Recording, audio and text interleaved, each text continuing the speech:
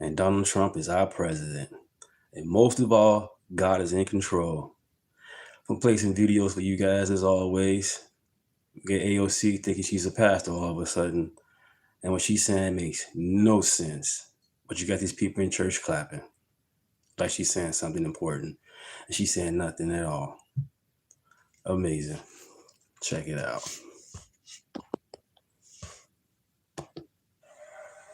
And I know how meaningful it is to be invited to be in community together. And I don't take lightly the peril that we are facing just 1 week after the Voting Rights Act was gutted. And in the days since, we have learned why the Voting Rights Act existed. As the maps in Tennessee and Louisiana, across this country, as the Supreme Court, to the Reverend's point in Virginia, overturned the maps 10-1, to literally draw Black Americans out of power. We are living in terrifying times, but we are people of faith.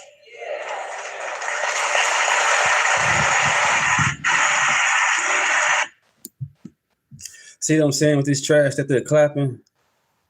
What power will be lost? Our voting power is still there. We are in the Constitution to vote. We're good to go. What is AEC talking about? When they have to clapping. And I believe it's the same church that Martin Luther King preached at or went to. I want to put, what I'm hearing, supposed to be a Marxist church. Not good. Not good at all. And our faith is the foundation that gives us the courage to fight in the face of overwhelming odds. Like Deborah, who rose as a judge in a time of cruel kings and said, I will go. Like Daniel. This is the same lady that she said she's from the Bronx, and she never did live in the Bronx, was raised in the Bronx. She lived somewhere else. But yet you got the people clapping for her and looking up to her. She's a liar. They all liars. But if they're clapping for her and she in church, that's even worse. She in church line like that, and they clapping for her. Not cool. Who stood firm in the court of a blasphemous king and declared, there is a God in heaven. And like Dr. King, baptized in this church on this hollow ground. Yeah, he's baptized in that church. There you go. Who believed in the audacious idea that maybe this country could maybe live up to the promises we made in our founding documents. I'm here today, brothers and sisters, with a simple message. We stand together, and we are not going back.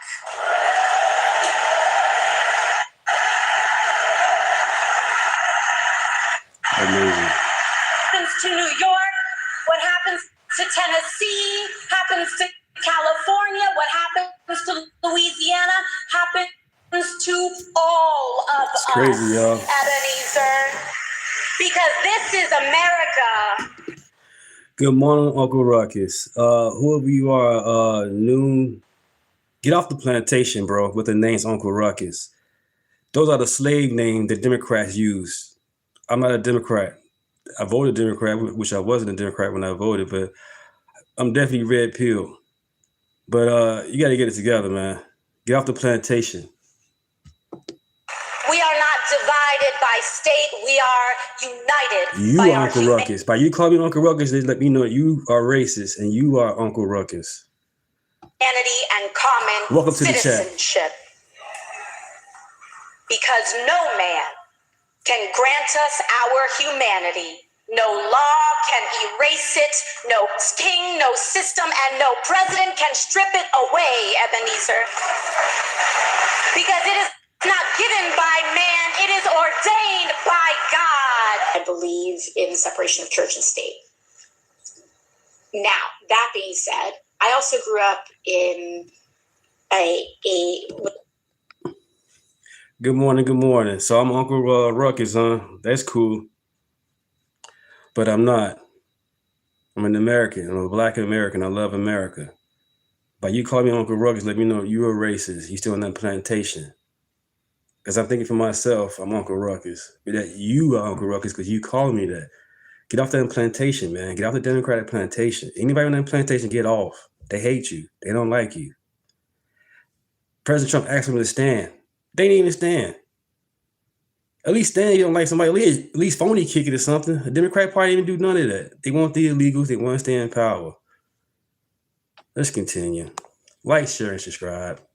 With a background of faith, and I grew up in a household of faith, a faith household, and it's so interesting to me to how some people interpret Christianity in this time to like suit an agenda that starves the poor and tortures the imprisoned. Well, get out my chat, Area 51. If you sick of us wearing our hats, get off of it then. And fuck the Epstein files.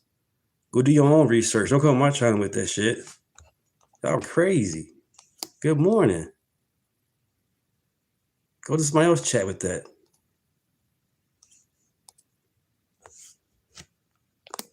And banishes the visitor, because that's kind of the entire opposite of what we've been raised to do. And interestingly, it's been warped around all of these values that are so-called backed up in scripture, but actually are not backed up in scripture in any way that is remotely as clear as the mandates of feeding the poor, helping the hungry, providing comfort to the sick.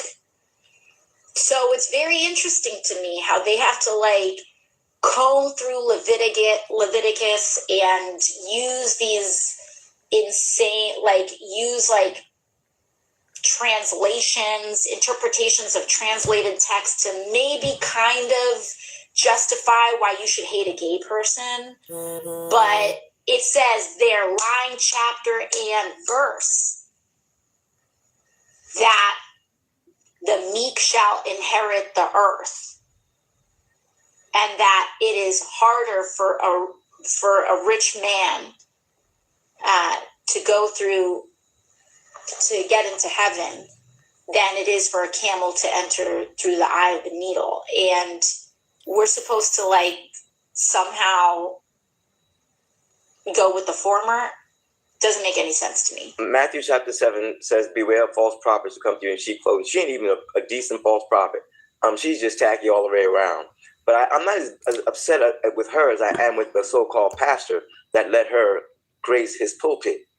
That church is not the Church of Jesus Christ. I don't care how famous it is. But that's my concern, that there's so many of these sick pastors who think that they are doing God a favor and the church a favor by putting their ethnicity above the gospel. And I think that there's going to be a special place in hell for people like that. I'm sorry, because the souls that are being infected by that kind of rhetoric is astronomical. And I am looking for the day where we will get some Christian, Bible-based Christian preachers to stand up and start calling these buffoons and these fools out for what they're allowing to happen in their so-called Christian church. That's my position on that. I pray for AOC because... It's the video I just did this morning. Check it out. It's free. Like, share, and subscribe. It's the video I did this morning. Check it out. Thank you. She certainly has some mental issues that she needs to have checked out. And she definitely has some spiritual issues she needs to have checked out. But I want to see here how the true men of God stand up and speak out against what she said. Minister Danzel, in your opinion, does this clarify what the word says, when it says only a remnant will make it through those gates? it seems like we're seeing more and more. How you doing, John? And more of these types PJ, of churches how you allowing doing? these types of people in their buildings, speaking all types of foolishness. Jesus made it clear in Matthew chapter 7 that not everybody that says to me, Lord, Lord, is going to enter the kingdom of heaven. So it's no question about it that this is one of those examples that you can talk all you want to, but talk is cheap. You have to obey God's word if you want to be a believer, if you're the one who want to get in. 60 years of failed promises from the Democratic Party. 60 years of failed promises as they get up on pulpits, making those promises every single time, doing the emotional feel to everyone.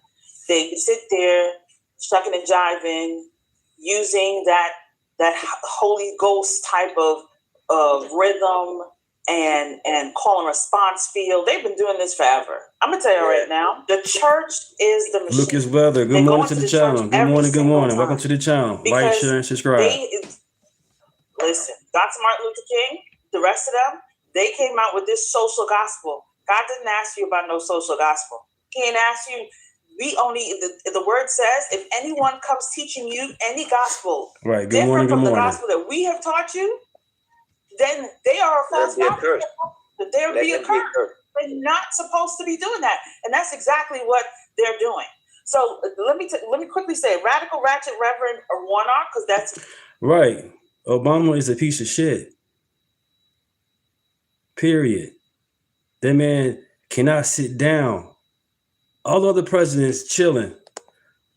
Obama everywhere. Vote for this woman because she's a Democrat. Vote for this person. You know, let's go sit down, Obama. You and your wife's podcast. Y'all can get together on your wife's podcast and talk to each other. Because right now, she's dissing the shit out you, Obama. She hate her marriage. She hate herself, seems like. Because nothing she talking about is positive or uplifting. It's always a negative. And she's a multi-millionaire. Crazy. My name for him. That is exactly what he is. So that church does not teach the word of God. That church teaches black idolatry theology. That is what they teach over there. And, AOC on that pulpit saying, and then later saying she grew up in a house of faith. You mean like the way you grew up, you were born and raised in the Bronx? Subscribe. You're not from the Bronx. But you love to tout that you're from the Bronx, girl. You ain't from the Bronx. So right, she's lying. Faith the same way like that, like you were born and raised in the Bronx. I don't believe nothing that comes out your mouth. And the fact that this is Mother's Day. Mother's Day is the Sunday where every believer and non-believer is in the church because they come to church with their mama.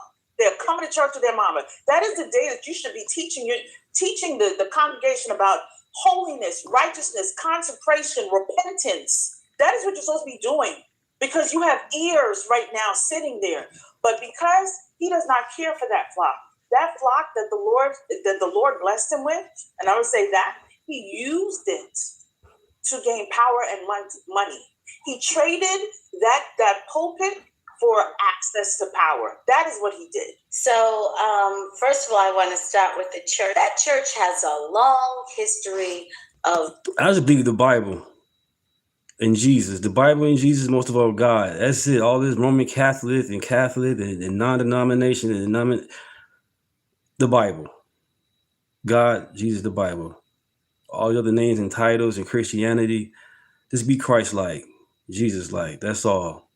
Yep. The social gospel Marxists as a part of its leadership. You can go back, if you remember Vernon Johns, and then after Vernon Johns was the Reverend Dr. King. After him, then now we're up to Raphael Warnock. I mean, that congregation has, at least for, we're talking in the 50s, we're looking at 70 years of social gospel Marxists who have been in the leadership of that church. So that congregation is trained in this.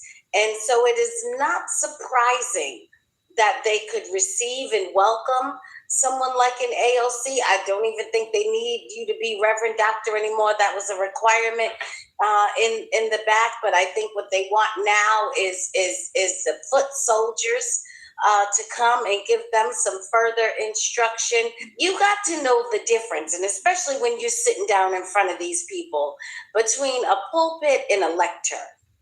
They are not the same thing. Nope. A pulpit is something where a man of God presides so that Subscribe. You guys haven't already. Subscribe. 2007 subscribers. A lectern is something that you stand at so that you can position yourself, so that you can convey an idea, develop a theory that can then support a position. And you can communicate that to a group of people. That's all they have to be. They don't have to be the people of God. You don't need to be the man of God. You just need to position yourself at a lectern so that you can convey a message or an idea. And what this church has done, in my opinion, is that they have turned their pulpit into a lectern, but they have deceived the people. What they haven't told them, this is no longer a pulpit. This is not a place where the man of God stands to deliver the word to the people of God. This is not that anymore. This is now a place where the leader in the social gospel Marxist movement delivers instructions and positions to the Marxists in the congregation. That is what we just watched. And we should not be fooled, and we should not let them deceive us into believing that we watched any kind of church service or anything like that. This is not a church. This was a gathering spot. It is a meeting place for Marxists. That is all that we watched. So I'm not surprised that the Marxist congregation is clapping. I think the unfortunate thing about it, and this is the true deception, the deception is they don't know they have actually repackaged Marxism as religion. So the people there think that they are involved in a religious exercise. They do not know they are involved in a Marxist political rally where they sit down and wear hats. That was the plan. Yep. That was the plan all along. You know, they infiltrated, and it's obviously working. It has been a success. A couple different things. She's channeling Hillary Rodham Clinton there with that pastor talk where she thinks drawing out of words and stuff like that. A woman who says she grew up in a house of faith, I contest that. Just learning the Third Testament. Yeah, well, and also, me and Brother Wise talk all the time. You can judge somebody by the fruits they keep. In Mass this weekend, they talked about Peter talking about he was having a conversation with Christ about if you truly believe in me, you keep my commandments. No other gods before me. Well, her God is government. Her God is Big Daddy government. And also, my last point, the Virginia State Supreme Court is all Democrats, and they reversed this decision. So what's the issue here? Spartacus, what's his name? He was talking about how he's going to he wants to pack the Supreme Court with Dave Gardner. The Democrat Party is a disgrace. So Dave, what is a woman then if MAGA is a disgrace? Because we're not confused what's going on. We know what a woman is. more people. The state, Hakeem Jeffries. How many booster shots you got, Dave? Dave? He wants to overcome these 9 Supreme Court justices by packing it because they're not getting their way anymore. And if you don't get your way, you change the rules, right? We always had that one kid in we played football with. If he didn't get his way, he took his football and went home. Well, this is what they're trying to do is, and I tell you right now, I mean, Minister Danza, Dave, are you even watching the video? You just want to diss some people without even watching the video. That's crazy. From that pulpit, he would be excommunicated, and we lose their tax exempt status. Why is it these churches get this free pass? Because they have this hands-off attitude. Is it a racial thing? Is it I don't understand it. Because we have to be very careful. We can't even say vote for pro-life candidates anymore because that's taboo. That's considered political talk. It's such a farce. These people are modern day Pharisees. That's all they are. They know the true word and they ignore the true word to try and push their own agenda. Jeff, I think you're giving them too much credit. I don't think they know the word. I think you're giving them entirely too much credit. I don't think they know the word, and honestly, I would bet that a large majority of the congregation, they don't know either. And you get Democrats who will say, well, the Bible says that you are supposed to, help the poor and help the, and feed people and clothe people, so forth and so on. And it does. It doesn't say the government is supposed to do that. The body of Christ is supposed to do that. Right. The people are supposed to do that. And God says, I love a cheerful giver. He doesn't say, steal it from me and give it to somebody else. He doesn't say that. You gotta love Sandy from Yorktown. You gotta love her. Because at the end of the day, she's not concerned with anybody in there spiritually or economically. Okay? She's not there to actually help. And again, all I see are a group of emotional beings that they know they can tap into. And it's crazy that they're doing that in the church, because you have so many scriptures that tell you not to fear. So you bring these people, you bring Sandy in to talk about fear. Just flat out lie and say, oh, well, they're taking away your right to vote. You can vote. You can vote for whoever you like. And I find it so crazy, because now that at least in the Black community, the woman is the head of the household, she's going to be making these decisions based off of what she just heard at that church, being emotionally charged, being emotionally driven. And she's going to take that to the ballot box. People at the ballot box are going to go ahead and vote in a way that hasn't worked for them since their mothers and grandmothers' time. But they're still going to vote that way. And then when it doesn't work out, they're going to tell you that it's somebody else's fault. Heavy is the head that wears the crown. Okay, you Yeah, she's preaching, man. She's definitely preaching. She's right. Want to be the head, well then make... Right, she's right. Because what happens is, with us Black people, we get emotional of words. Like this morning, somebody just called me Uncle Ruckus. He thought I'm gonna get all upset. Oh, I'm Uncle Ruckus. I'm gonna get upset. Hey. Really, bro? Stop it. Y'all funny with these words. Jim Crow, or was it Jim Crow 2.0? Another emotional trigger thing supposed to happen. And if some Black people are actually falling for it, gotta pray for these people, man. These words are BS. These words has no power. Jim Crow crap happened years ago. We in 2026. We can vote. Make better decisions, but they won't allow themselves to make decisions outside of emotion. And every time, how you doing, this Brenda? is going to backfire. Free Israel, yeah. And AOC, honestly and truly, I don't think should be talking about women at all, when her district is literally a red light district. She has young girls who mostly are, illegal. Thank you. But she has young girls being trafficked right in front of you, all because she decriminalized sex work. So absolutely, that woman has absolutely no business speaking at anybody's church, speaking on anybody's behalf, especially women. Right. Subscribe. Mika, and you hit the nail on the head, when you spoke on fear. Democrats, that's all they have is fear mongering. They're there to scare you, and they get inside of a church 365 different times in the Bible where it speaks on either do not fear, have no fear, fear not. But yet you get Democrats come into the church, or we'll just call it a building where people go out and pretend church, and try to scare the heck out of them. Be afraid. Be very afraid. Yeah, I mean it's so crazy, and you're absolutely right. You still have the ability to go and vote. You still have the ability to vote for who you would like to vote for. You look at Memphis, for instance, where they've had 50 years of Democrat rule, and it's one of the most dangerous places in the daggone country. One of the most dangerous places in the world. Subscribe if you haven't already. Name is Deunta. They're reading, on grade level at about 28%. The poverty level is twice the national average.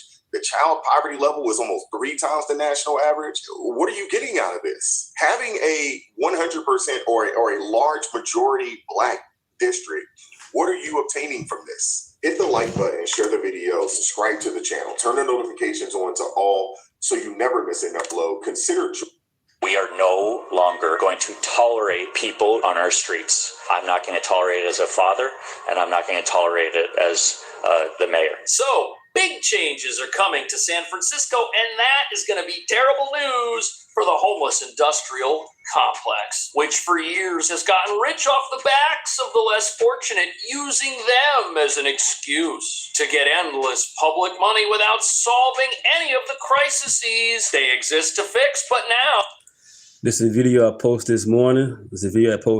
Check it out. It's free. Like, share, and subscribe. My video I did this morning. Oh, the mayor of a city synonymous with this issue wants to do something about it, which is going to involve doing the one thing that might actually help those in need. A major homeless shelter in the heart of San Francisco will soon close its doors, but advocates warn the timing could make an already strained system worse. Closure is part of a larger trend Spencer with Pratt, two other yeah. sites that Why recently not? shuttered. The city is on track to lose more than 450. I like Spencer Pratt. He's not MAGA. He's independent. Nothing wrong with that. But he know what's going on in California. And Bass, she was bogus as hell. Overseas, kicking it. She don't care about no America. She don't care about California. I'm glad she stepped down. Spencer, let's get it. These shelter beds citywide. Now, why do they come here? Why not go to Des Moines or someplace like that? Because the city of San Francisco and the state of California gives them money. There's a body business where they bring homeless people to the city. That's good. Trump wasn't a politician either. He's a politician now, but it's all good. Spencer, let's get it. To make the money off them. They're from all over the country. They're brought here because this is the epicenter where they're making all the money. New city data shows some parts of San Francisco are seeing a sharp drop in tent encampments. Mission saw a 17% drop since June. In the Tenderloin, it's down 67%. The street conditions in San Francisco have improved all over. We still have a lot of work to do. We've just seen improvement that we haven't seen in years. Back at Nasser's store, she says sales are down at least 30% in recent months. Set up shop here, and I don't want to have to keep calling SFPD and saying, hey, I need help. You need to clean up the area.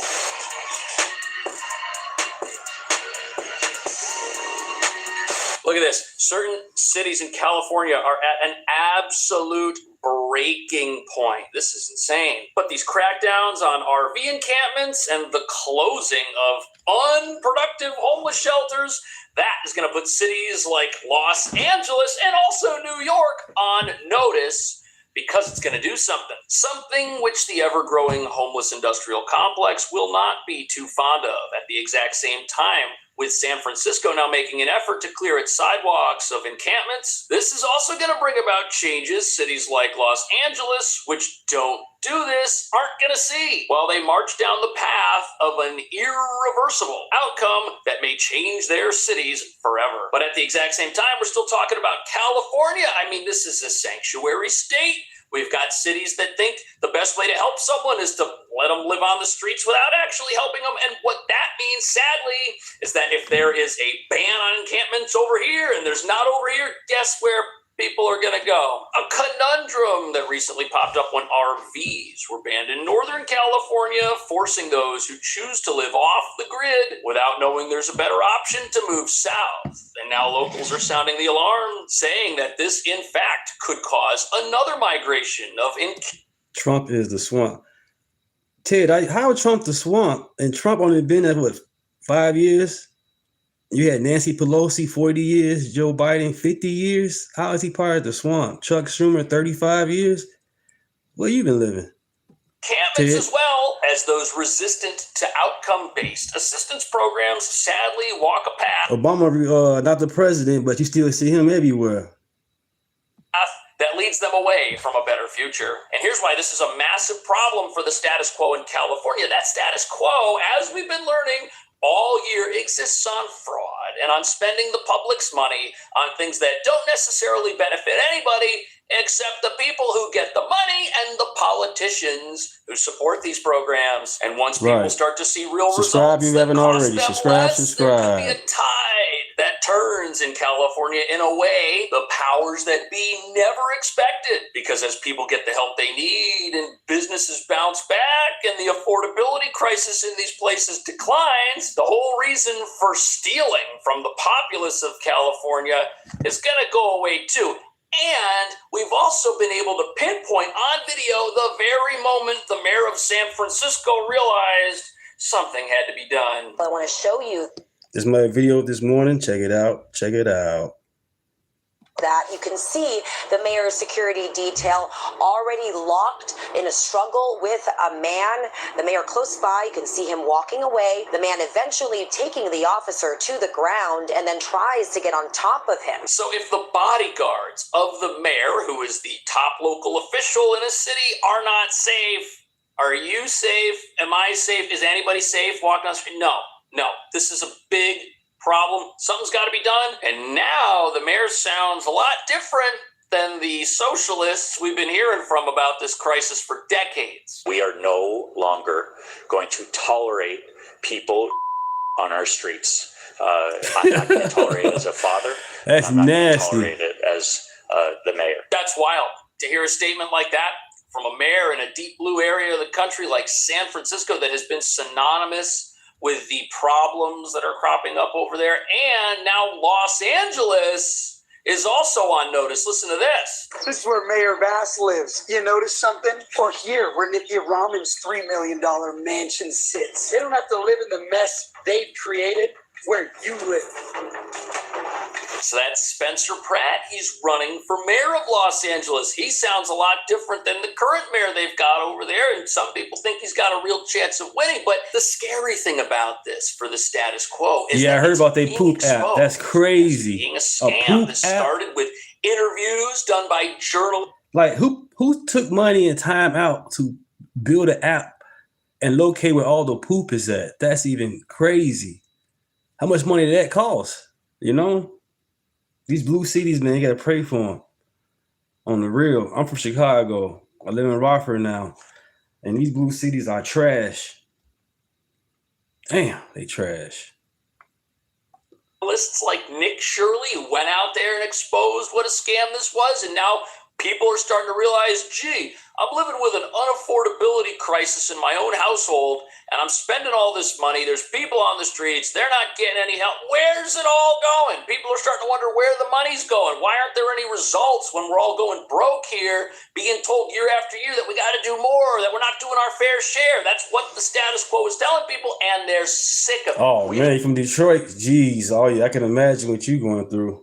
We didn't get into this position overnight. It took us like a decade for San Francisco to literally slide to rock bottom, which we hit in 2024. Wow. Right. And so there's really kind of nowhere to go from there but up. And we can't forget the billions of dollars that the city wasted on flawed ideology, on radical harm reduction. Right. So the city has been declining and spending armloads, truckloads of money on stuff that does not work. And people are like, why? And one of the scams that we're talking about here, these radical initiatives, as they're called, is this idea of a housing first model for tackling homelessness. And the way that this works is it says that before you look at the underlying reasons for why someone might be homeless, you need to get them a permanent place to live. So what happens? This public grift springs up where politicians dole out money to build homes for people who are unable to live in those for a variety of reasons. And that's very sad. But this disastrous progressive idea results in lots of money going to waste and nobody getting off the streets. But that's about to change. Watch this. But advocates warn the timing could make an already strained system worse. The closure is part of a larger trend with 2 other sites that recently shuttered. The city is on track to lose more than 450 shelter beds citywide. Jennifer Friedenbach is with the Coalition on Homelessness. It's really Yes, unprecedented. they are. This is now the Ted, third Nick Shirley building are in this great Americans. Yes, administration, they are. that is being shut down solely because of neighbor complaints. But why are they this is really complaining if unheard it's of. helping? At the same time, San Francisco Mayor Daniel Lurie is bringing in new leadership to reshape the system. Good morning, everybody. How you doing, Halo Policy Boy? expert from My favorite Massachusetts person, most has been fun tapped to lead the city's homelessness department. The key metric, no matter whether you're looking at our prevention efforts, you're looking at our shelter efforts, or you're looking at some of the housing work that the department leads, is whether or not we are quickly and sustainably moving people into a stable and independent environment. So what that means is the local government has figured out that these shelters are not part of a system that moves people from the streets into a stable, independent environment, which is the whole reason these places exist. If a place exists and there's stuff going on there that is not helping this process along, What is the point of having it? Who is it actually helping? Nobody. And now, for the first time in a deep blue stronghold, success will now be measured through visible outcomes, not through dollars spent or homes built that nobody's actually going to live in, which means people are going to start asking the question, are the number of tents and encampments and RVs on the streets growing or decreasing? Thank you, Bill. Thank you for that. Thank you, Bill. Staying off the streets, or are they being randomly put into some sort of housing first dwelling, which they then vanished from for some reason? Now, a big part of this was a presidential action a little less than a year ago on ending crime and disorder on America's streets. And this was the executive order touted by the Trump administration that said, look, we're going to defund the homeless industrial complex. Once that started happening, the money for all these programs, which was all of America's money, which was being fraudulently spent on stuff that doesn't work, well, that dried up. And that has forced the hand of some of these city leaders to take another look at a system that's never been working. And it's good that they're doing it. It's just sad that it might have taken this long because the local governments in these places benefit from this. It's sadness. It should not be happening in the United States. No. All right? And it's happening because of one major reason. People don't care about these people. I know. It's terrible. They don't care. Right? So every indignation you could possibly imagine happens right out here in full view. Bill. This is key because what do we hear from people that are part of the complex that benefits from American money to solve problems like what you see here that just seem to get worse? We hear that anybody who doesn't want to fuck. Well, I'm so glad Nancy Pelosi no longer in office. She was in office since Kennedy was president. That's like over 40-some years, man. I'm glad she's done. On them is heartless, but really it's this complex that gets public money and uses it on itself for stuff that doesn't work while paying massive bloated salaries to people who don't actually accomplish anything. They're the ones that don't care. There's an entire industry here which benefits from the presence of permanent encampments and people in need. That's why there are reports of people actually being imported, as we've heard. You know, most of these people, which is what I hear the most from law enforcement, are not from Los Angeles. They have been flown in, bussed in, back to the business. There's a body business where they bring homeless people to the city to make the money off them. They're from all over the country. They're brought here because this is the epicenter where they're making all the money. But think of how you or I would deal with a situation where a relative, a loved one, or a friend of ours ended up living on the streets. Would we do what these organizations that are funded by the public do? Absolutely not. No, we would go out there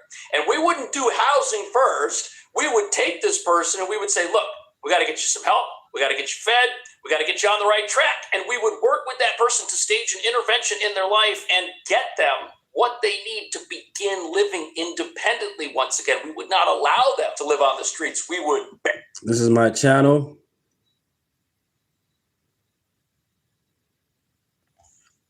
I did this one this morning. Check this one out. I did it this morning. This is my channel. Check it out. Like, share, and subscribe. And their ability to camp out on the streets, thinking that that's the best option for them because it's not. And they may not know or be aware that better options exist. We have to convince them of that because they've got some real problems that nobody's helping them deal with. Progressives don't want to do that, and they dominate the state. They want to let you do whatever you want to do, no matter how. Ted, you said Trump is one of them. It all shows. Wake up, sheeple. Spell people right. If Trump is one of them, why they try to bankrupt him, kill the man about damn near 3-4 times? What else they have tried to do with Trump? Right, try to kill him. What are you talking about? He's one of them. Stop. Much damage you cause. Right, it's terrible. It's terrible. So this is happening. Thank you, Bill, man. Like, share, and subscribe. I really appreciate it. Name is Deunta. I go live during the week. I work 3 days on the weekend. I'm a weekend warrior. I work the weekend shift, so I try to go live as much as I can. Thank you. Thank you. 2 reasons. Progressive virtue signaling They, I guess, think that they're doing these people a favor, letting them destroy themselves. I guess. All right? And the second Yep, reason take care. is Thank you. their personal behavior. These people have said, hey, blank you, I'm going to do whatever I want. I don't care. There's no accountability. People have died, And you've got Ted. people looking How is at it a a fake situation where assassination you attempt? have People have people died. People have died. What does it mean it's a fake assassination attempts? What are you talking about?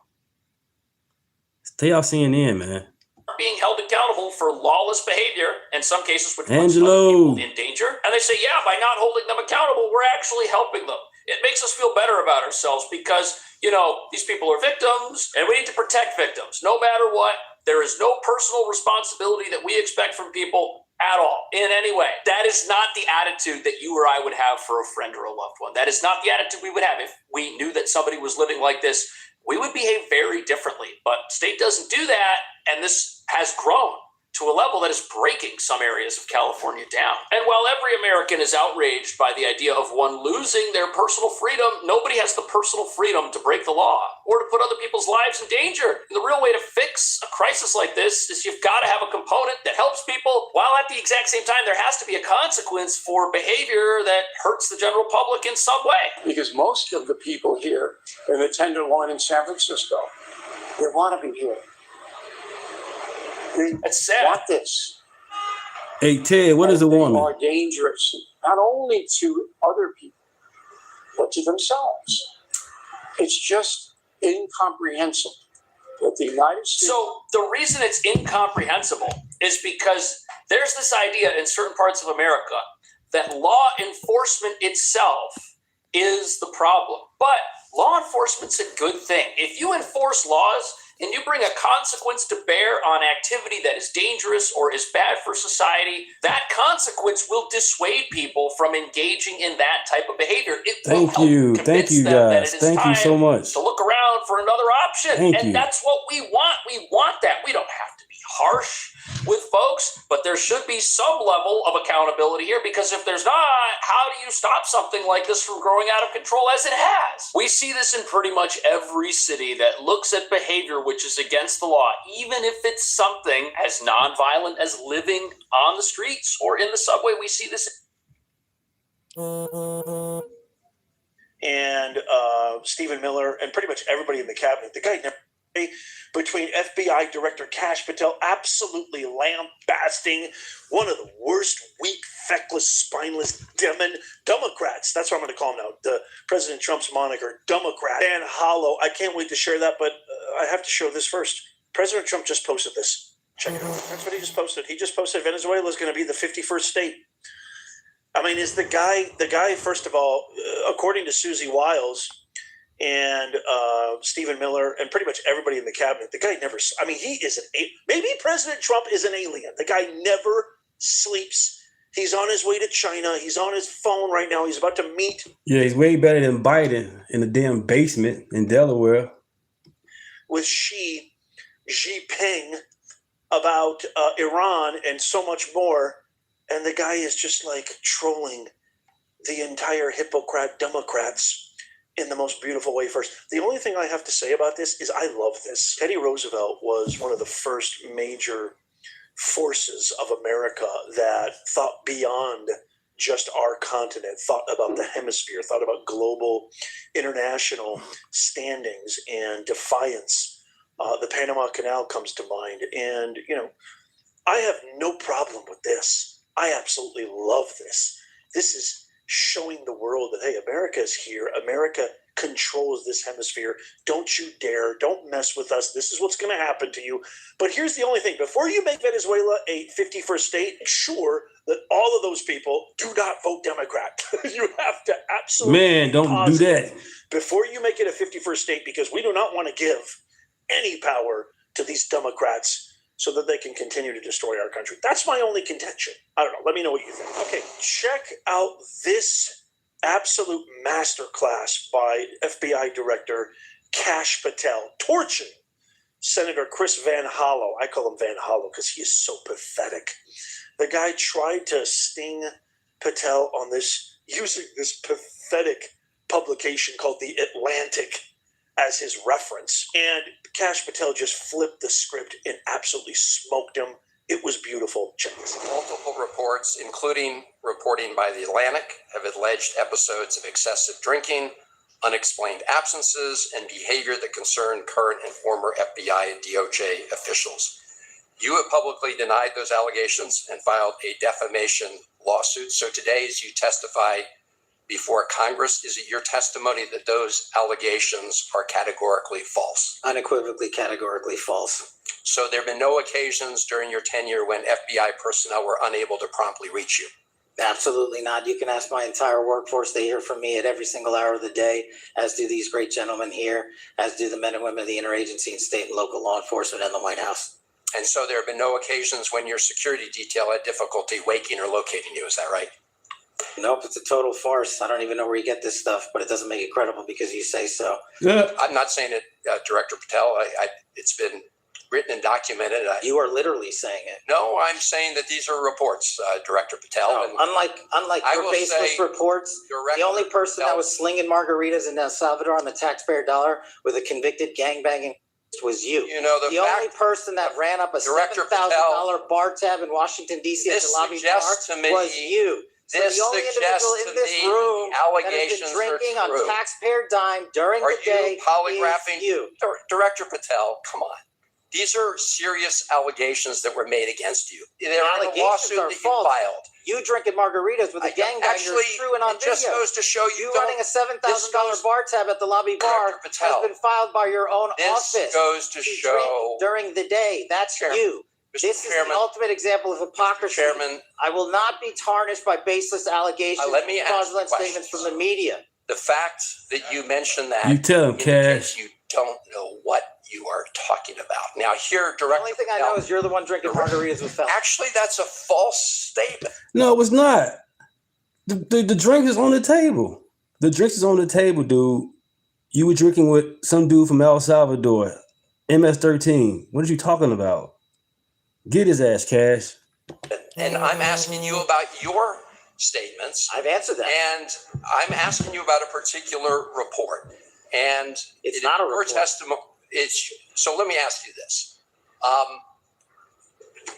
Are you willing to take the test that it's called the audit test that members of our active duty military and others take to determine whether they have a drinking problem?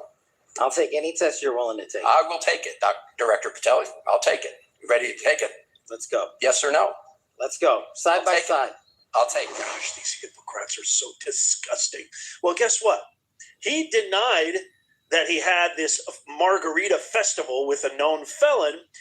Kash Patel posted this on X to show the receipts. And I What's up, Matt? To look at this. There it is, right there. You can see Kash Patel. Fact check, Chris Van Hollow. He's got a picture of the bar with receipts. This was back in December of 2025. He ran up a tab, brought the receipts at the lobby bar. Damn, Matt. Thanks for being in the chat, Matt. Look at that amount of each disbursement. It's a little bit blurry there, but trust me, those are the facts. If you want to see it a lot more clear, you have to go to FBI Director Kash Patel's X profile, but it's there, $7,000. He lied in front of the whole world. He lied trying to drill somebody who's there based on merit, unlike him, who probably cheated to get his seat, just like every Democrat, because not all criminals are Democrats, but for some reason, it always turns out that every criminal is a Democrat. Just so you know that I'm not this biased, I've said this many, many times. I'm not really right or left. I'm definitely not left, but I'm not really right either. I'm just a constitutional centrist. I just love America. I believe in common sense. I don't know if that even has a specific party line or attributes to any organization. Definitely not left. I'll say that. I mean, I'm far, far from left. I'm probably more right-leaning, but if anything, I'm a constitutional centrist. I wanted to post this because this is really, really important because we've got Mike Pence, the guy who's got literally the personality of a wet brick, who betrayed a lot of people, in my opinion, especially the president. He's back in the news cycle, going viral with a video saying, and I'll show you the video where he's saying we need to get back, basically dissing Trump. I'll show you the whole video. But Representative Anna Paulina Luna, who I love, calls out John Thune, who said this today. I'm going to play this video for you. She says basically this is completely false, and he knows it. What, pray tell, is she speaking about? Check this video. Where do you stand on that currently? Would you reconsider getting rid of the filibuster to get it across the finish line? We don't have the votes to get rid of the filibuster. We called it up on the floor March, I think, 17th. We were on it for several weeks. Thank you, guys. 2010. Thank you. Thank you, guys. We're growing. Republican senators made more speeches on the floor in support of the SAVE Act than almost any other senator. And we had some votes on it. And we voted on the narrow issue, which is the most popular one, of voter ID. And we put the Democrats on the record. Every single Democrat voted against it. We added, and one of the other elements, also popular, was whether or not biological boys ought to play in girls' sports. We had that vote, and every Democrat voted against that as well. So we've taken what I think are probably the two issues, in my view, that have the broadest public support and put the Democrats on record, and every single one of them voted against it. So take a good look, folks. Take a good look at these guys. These are excuse makers. These are weak, pathetic individuals who don't give a rat's ass about America. President Trump has been carrying this party on his back single-handedly for the past 10 years. He's been screeching, as I have, and as many people have, most Americans, even Democrats agree that voter ID be voted is a out. no-brainer. Get this guy up out of here. We have the House, we have the Senate, we have the executive branch, and now you have Anna Paulina Luna calling BS, and I call BS. There's a reason why. I've said this before. The greatest litmus test is you'll never hear a negative thing in the woke press about Thune or any of these mooks. They go after Trump. They go after Elon Musk. They go after Bobby Kennedy. They go after J.D. Vance, Marco Rubio. Why? Pete Hegseth. Because those are the guys who are actually getting stuff done on behalf of the American people. Shame on you, GOP. And watch this insidious video by Mike Pence. He wants more of this. Watch. I think Republicans face saying both ways. Whether we're going to stay on the path of the traditional conservative principles that have always defined our party for the last half century, or whether we're going to follow the siren song of populism unmoored to conservative principles. And there are loud voices in and out of government, some of which have been able to influence the new Trump administration. In ways that are taking our party and our movement far afield from those traditional conservative underpinnings. And, where we've always been the party of a strong defense, and we see America. Please, I'm begging you. There's homeless drug addicts in...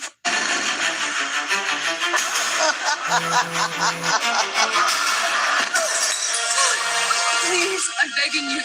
There's homeless drug addicts in front of the schools. My children aren't safe. Look, if you were a transgender migrant, I could get you a free pussy. Let's move the drug addicts closer.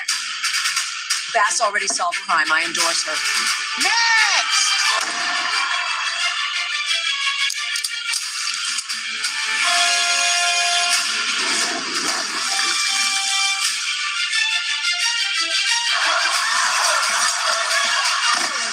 Please, I just want to rebuild my home. It's been over a year.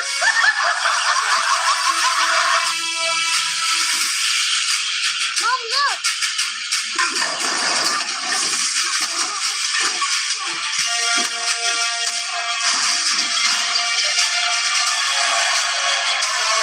This is a machine. If we want to burn this town to the ground... Here we go. You can do it, Spencer!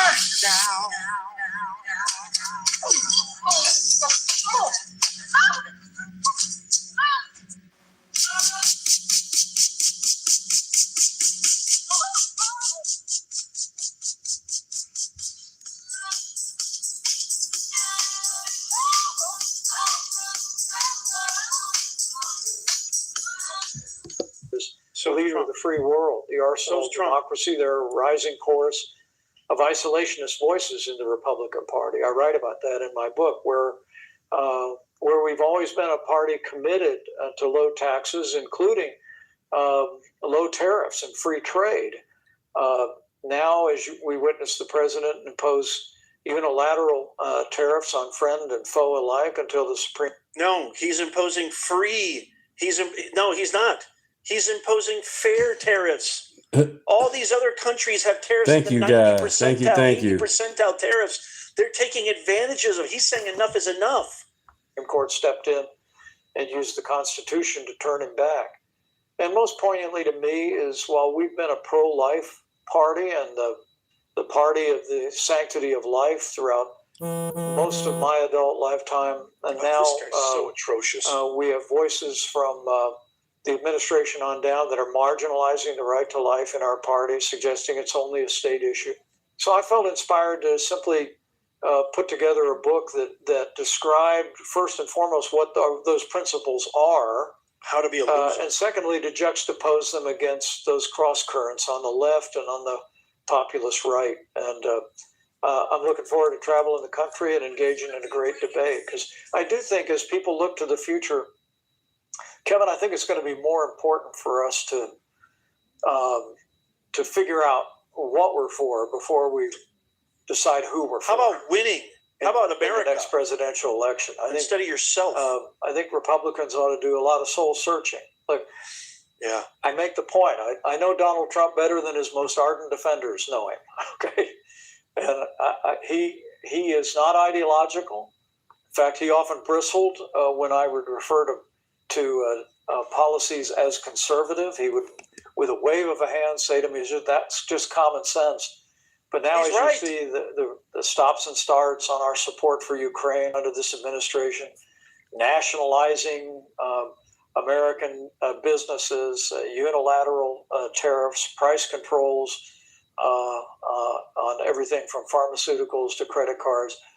All of this badass. Okay. I think should create a backdrop for a very healthy debate over whether we're going to stay moving in the direction on these issues that President Trump has led our party, or whether we're going to reground ourselves. This guy should just title his book, How to Be a Colossal Loser.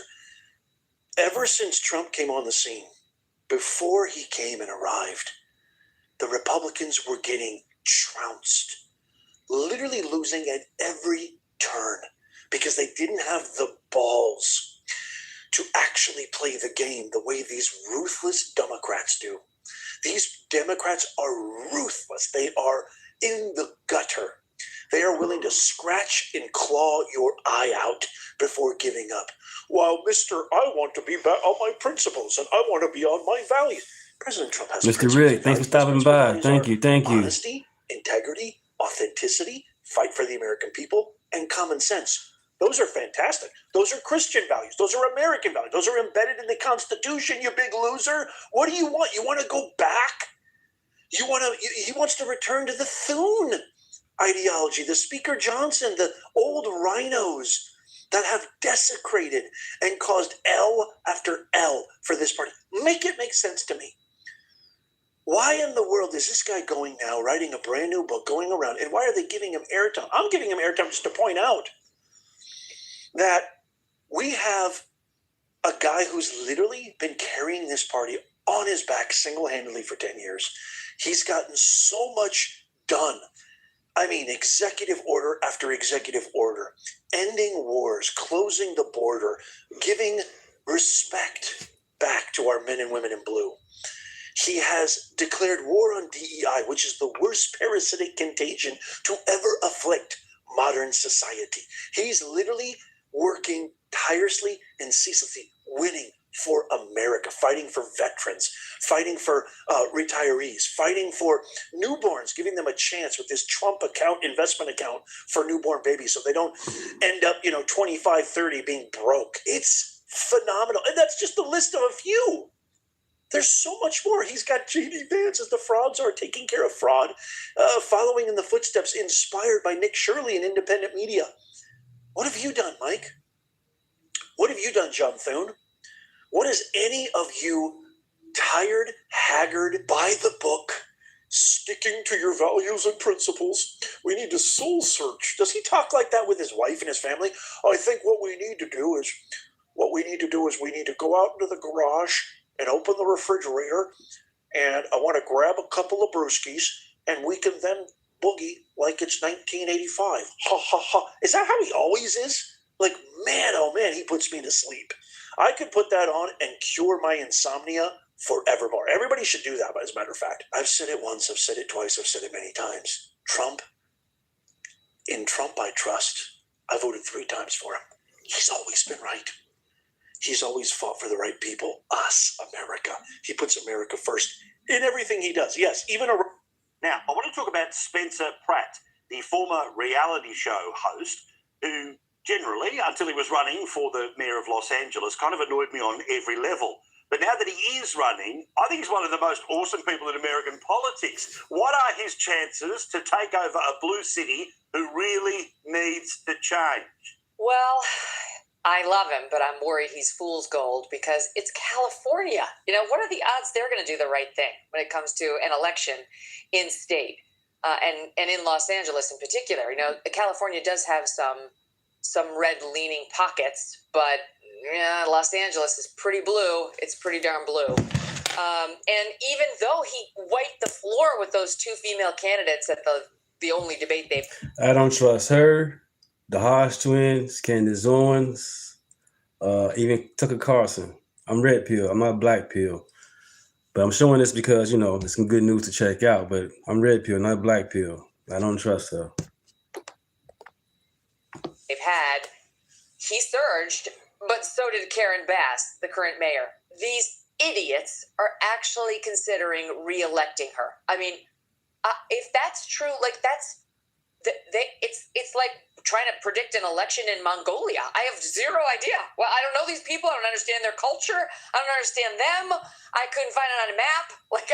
I just feel like I got nothing. You're going to re-elect the woman who literally let your city burn down, whose negligence caused it to burn down, who was off in Burma when it was burning, didn't care. Beautiful Bill, good morning. And now seems totally unapologetic for it. Not to mention the homelessness, the drug needles, the zombies walking on the streets, which you and I have discussed, the crime. I got nothing. If you re-elect this idiot, you deserve exactly what you're going to get. And you Republicans who don't want it have to leave. I'm sorry, but I can't even really work up empathy for you. You must leave. It's that radical. You have to do it. I know it's beautiful. I know it's charming in some pockets. I know the weather's amazing. It's not worth it. I'm sorry. You're endangering the lives of your children, yourself, your They walk away, Angelo? That's crazy. Get out. Facts is like the kryptonite to them. You know what I'm saying? It weakens them. On the real, facts weaken them like kryptonite. On the real. Get out. She already burned down half your city. What are you waiting for, the other half? And so along comes Spencer Pratt, who's got swagger, who it's almost like Trump, where with Trump, you look at him and you say, my God, he's like the most narcissistic person I've ever actually encountered in real life. But if we could turn that narcissism to work for us, if he starts identifying the United States with his own ego, this could be great. They're all narcissists who run for president and never mind get elected. Trump, plus a few extra points. And that's what's happened. I think that's one of the things that's made Trump great in the ways that he has been great, is we've aligned that narcissism with his ego, and it's working for America. Same thing with Spencer Pratt. If you could take those gifts of being irascible. It's called the border is closed. Soon Trump came in power, the border is closed. The Biden administration gave you all types of BS excuses about the border. Oh, we can't do this or this and that. The border closed. And Obama deported 3 million people, way more than Trump did. And a jerk, and not suffering fools, and gruff and tough, and turn it on the failures of the Los Angeles and California politicians. It's a video I did this morning. Check it out. Check it out. It's free. Hope you guys like it. That could that could work for us. So that's what I think they should do. I wouldn't rule him out entirely because he's got the he's got the momentum right now, and he's onto something. He's exciting. I just am a little worried he's just exciting for us in our bubble, and real life California Angelinos are going to be like, where is my abortion pill? I'm never voting anything other than blue. Is the U.S. border I'm on my closed? 18th abortion, and I'm not going to let you limit me to 18. Because you're a fascist for doing so. Now, one of the reasons that I like it is because, a little bit like Zoran Mandani in New York, he comes into the race with an amazing social media game. It's one thing to do well in a debate. He did that. It's one thing to do great in interviews. He already does that. But he kind of reaches beyond into a whole bunch of people who don't pay much attention at all. He's doing a lot of it with AI. There's only two genders. Only two. Can a bloke with this sort of video game shake up this race? Oh, yeah. I mean, it's funny to me because he's not that young, but he is of reality TV. So, like another very prominent politician who is of reality TV, he understands a thing or two about One how to dummy connect with an lad, right. audience. You know, I remember when I was first coming up in the business, and Britt Hume, my mentor at Fox, said to me when I was doing these packages for his show, Special Report, which, you know, maybe they're a minute 30 long, and he'd say, what was the moment in your package? And I'd say, what are you talking about? And he'd say, what was the moment, the one moment that you want the viewer to remember? And I was like, I don't know. It's like the whole thing, you know, tell a story, had an arc. He's like, no, then you failed.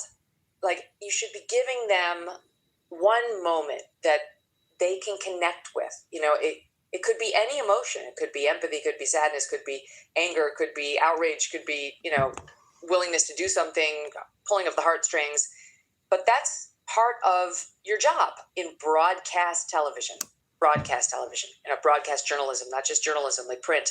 And he gets that. Like, the stuff he's putting out really makes you feel something. And I don't know if it's just instinctual because he is of reality television, where it's all about making you feel something, usually outrage, horror, you know, you recoil and shock, that kind of thing. But he's not afraid to go for the big moment. And whether he didn't produce those shows, but he starred in them, and I guarantee you, he watched every single one of them, and he understood on an instinctive level, this is what's happening, and this is why it's working. You can see him applying those same skills to his ads, which really, each one of them makes you feel something.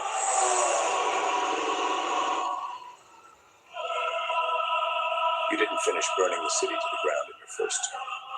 Make sure you finish the job in your second. The only thing that can stop us is someone telling the truth. As long as they don't have any hope, the city's ours.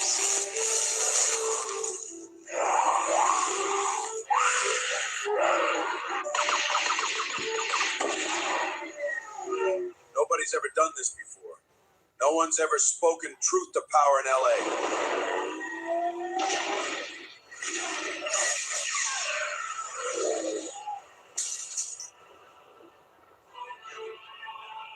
If one man's brave enough to think things can change, everyone will realize things can change. You need to stop it. Now, still in California, let's talk about the roast of Kevin Hart, the comedian, on Netflix over the weekend. Now, personally, I like roast comedy, but it is very rough. And sometimes some of it was probably too rough. What did you think of it? I'm against it. I think roasts are so uncomfortable. I don't like the way they make me feel at all. I much prefer the singe, don't burn rule of most of the political, you know, media events we have in Washington. It's safer. You know that they're going to get you, but it's not going to be anything that makes you feel really uncomfortable or like you have no soul inside. And that's what leads me to that SNL comedian. What's his name? The guy who's dated every woman in America. From Kaya Gerber to the Kardashians. Thank you. So he told this, I don't even know if we call it a joke about Charlie Kirk getting shot in the throat, and actually expected people to laugh.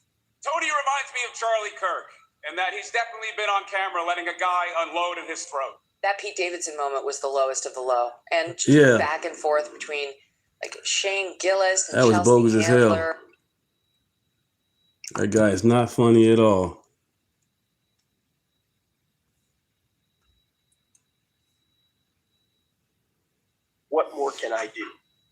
1950s and 1960s isn't coming back, but 2026 is here. And all of us have to ask ourselves, what more can I do for the cause of justice? What places can I not go to? What places can I patronize? What people should I be lifting up, or voices should I be making sure are getting heard in this moment in time? And how can I be showing up in every circle that I am in as an advocate against white supremacy and against this elected authoritarian that's in the White House? How do I do that? Because that's what's going to be required, because we'll look back in 5 years and 10 years and people will. That's not what I'm doing. I'm showing you the BS that the Democrats are full of shit. That's what I'm showing. What are you talking about? I'm researching. I'm showing bullshit. Stop voting blue no matter who. I'm glad you're in the chat, Jake. Like, share, and subscribe. People wonder, what did we do as we watch democracy continue to crumble? Meanwhile,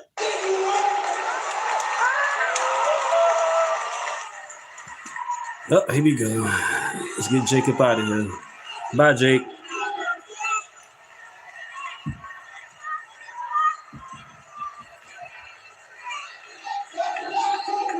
I'm doing good. Doing good, bro. Thanks for asking. To stop making a fool of himself. Now, I'm fully aware individuals are going to not like what I have to say, and they're going to sit there and say, "Oh, I'm the one who's tap dancing," right? Well, he's literally tap dancing for the left. He does not act like this normally. This is not how he used to be. If you look back to not even 10 years ago, he was acting far differently than he is today. And of course, you're seeing the pictures come out now. He's standing up to someone who's keeping him from being in this meeting where they're talking about redistricting in Tennessee. Okay. Fun fact, spoiler alert, he was not supposed to be in there anyway. That was a Senate meeting. He is not in the Senate, so why was he trying to be in there in the first place? This guy is a couple screws loose, right? But this is the modern example of what leftists expect Black men, particularly, to act like: overly emotional, completely bereft of any sort of critical thinking skills whatsoever, and performative to such a degree, honestly, it's very embarrassing. Not just to him, but to others of us out here as well, because people look at us and they think, "Oh, that must be how all Black men must act now," and nothing can be further from the truth. Boy. So we got to continue our coverage of the woke Black outrage that is happening in Tennessee as a result of Democrats losing a so-called Black district, aka a Democrat district. That is the only reason that they're upset about this. And the guy they got in Congress is a white man. So what y'all talking about? Black people not getting they lose their power. The guy they fighting for or is in office right now is a white man. Make it make sense. And we got to follow up on this story because the Black lawmakers, the Black liberal activists, who were boohoo-whining crime, being agents of chaos, invading the Capitol, causing riots, trying to obstruct Republicans as they're doing their job, they're now finding out. Okay, as you can see here, one of the woke activists, Justin Pearson, he believes that he is the modern-day Martin Luther King. I mean, he's basically compared himself to MLK. Right? It's kind of wild, to be honest with you, but everybody knows this guy is a big grifter. Okay, this is him going off on police.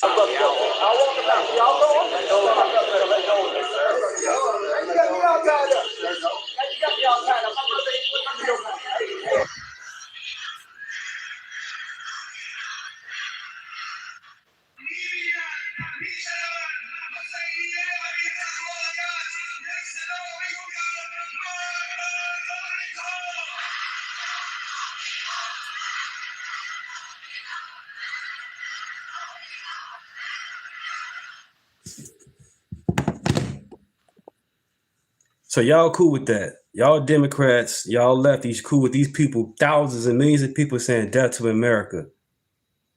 Are y'all serious? And y'all talking about we ain't doing the right thing about stopping them from having nuclear power? There's over 1 million people saying that. And you got some people in America already. So no, it ain't cool. Get rid of that shit. No weapons for them. No nuclear weapons, no.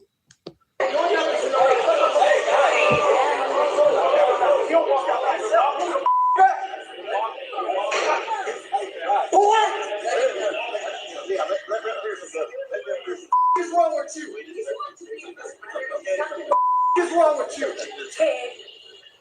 You stupid mother. Oh man, dude is cosplaying so hard. As Malcolm X, as MLK.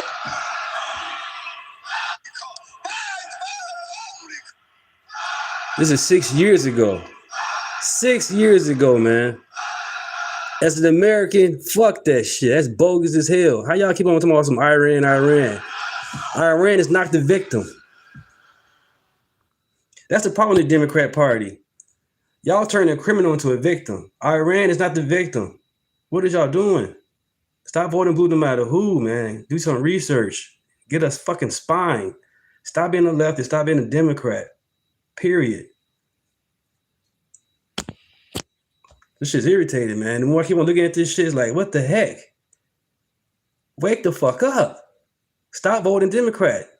And, you know, some civil rights leader, it's crazy, man. It's really embarrassing seeing stuff like this. I mean, have you ever seen anybody tap dance this hard?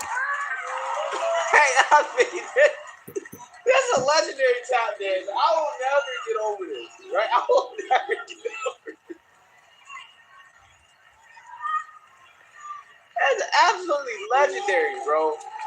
Legendary. So anyway, that's a slave if I've ever seen one. Seriously. Seriously. That's a legendary tap dance. Okay? I mean, they must love Justin Pearson. He is really, really, really tilling that Democrat plantation hard. Okay? Tilling it hard. Breaking his back for the Democrats. So anyways, he's being punished for his antics, okay? And now he's boo-hoo, whining, crying, racism, hate, bigotry over punishment, right? Over accountability for his obstruction. Speaker of the Tennessee House, Cameron Sexton, just removed me and every Democrat, and therefore every black elected official in the state legislature from any committee we served on. This move strips nearly 2 million Tennesseans from the representation they deserve in Tennessee state leg. Yeah. So let's learn a little bit more about what happened to these agents of chaos here. At 10. Tonight, an escalation inside Tennessee government. House Speaker Cameron Sexton has removed every House Democratic caucus member from their committees. It is in response to the chaos that unfolded during the redistricting vote last week. As News 2's Alicia Wimberly shows us, the Senate could soon do the same thing. She's at the WKRN.com alert desk with new information. Alicia. Yeah, Bob and Haley, Sexton sent individual letters to every member of the House Democratic Caucus this evening, letting them know they've been removed from their committee assignments. This is the letter Sexton sent to Nashville Representative Justin Jones. Jones shared it online. It says simply, "Dear Representative Jones, you have been removed from all House standing committees and subcommittees. This comes after Democrats protested the vote on the new congressional map splitting Memphis into 3 districts. In a separate letter to Democratic leadership, Sexton outlined specific actions Democrats took, including blocking aisles on the House floor, instigating disruptions, and using prohibited props and noisemakers on the House floor. You know, I rock hard with the Tennessee Republicans, to be honest with you. I rock with them heavily. They seem like they don't play games, right? They pull this stunt, and then immediately they send a letter to them, right? No explanation. You've been removed. Right, you've been removed from your committee assignments, all of them, right, all of them. Good. You love to see it. I wish that Republicans in Congress would grow some cojones like this, right? I love this. This is good. I can rock with these Tennessee Republicans, right? Right, man. Sexton called for a vote on the new congressional map last week. Justin Jones set off air horns. Mr. Clerk, please take the vote.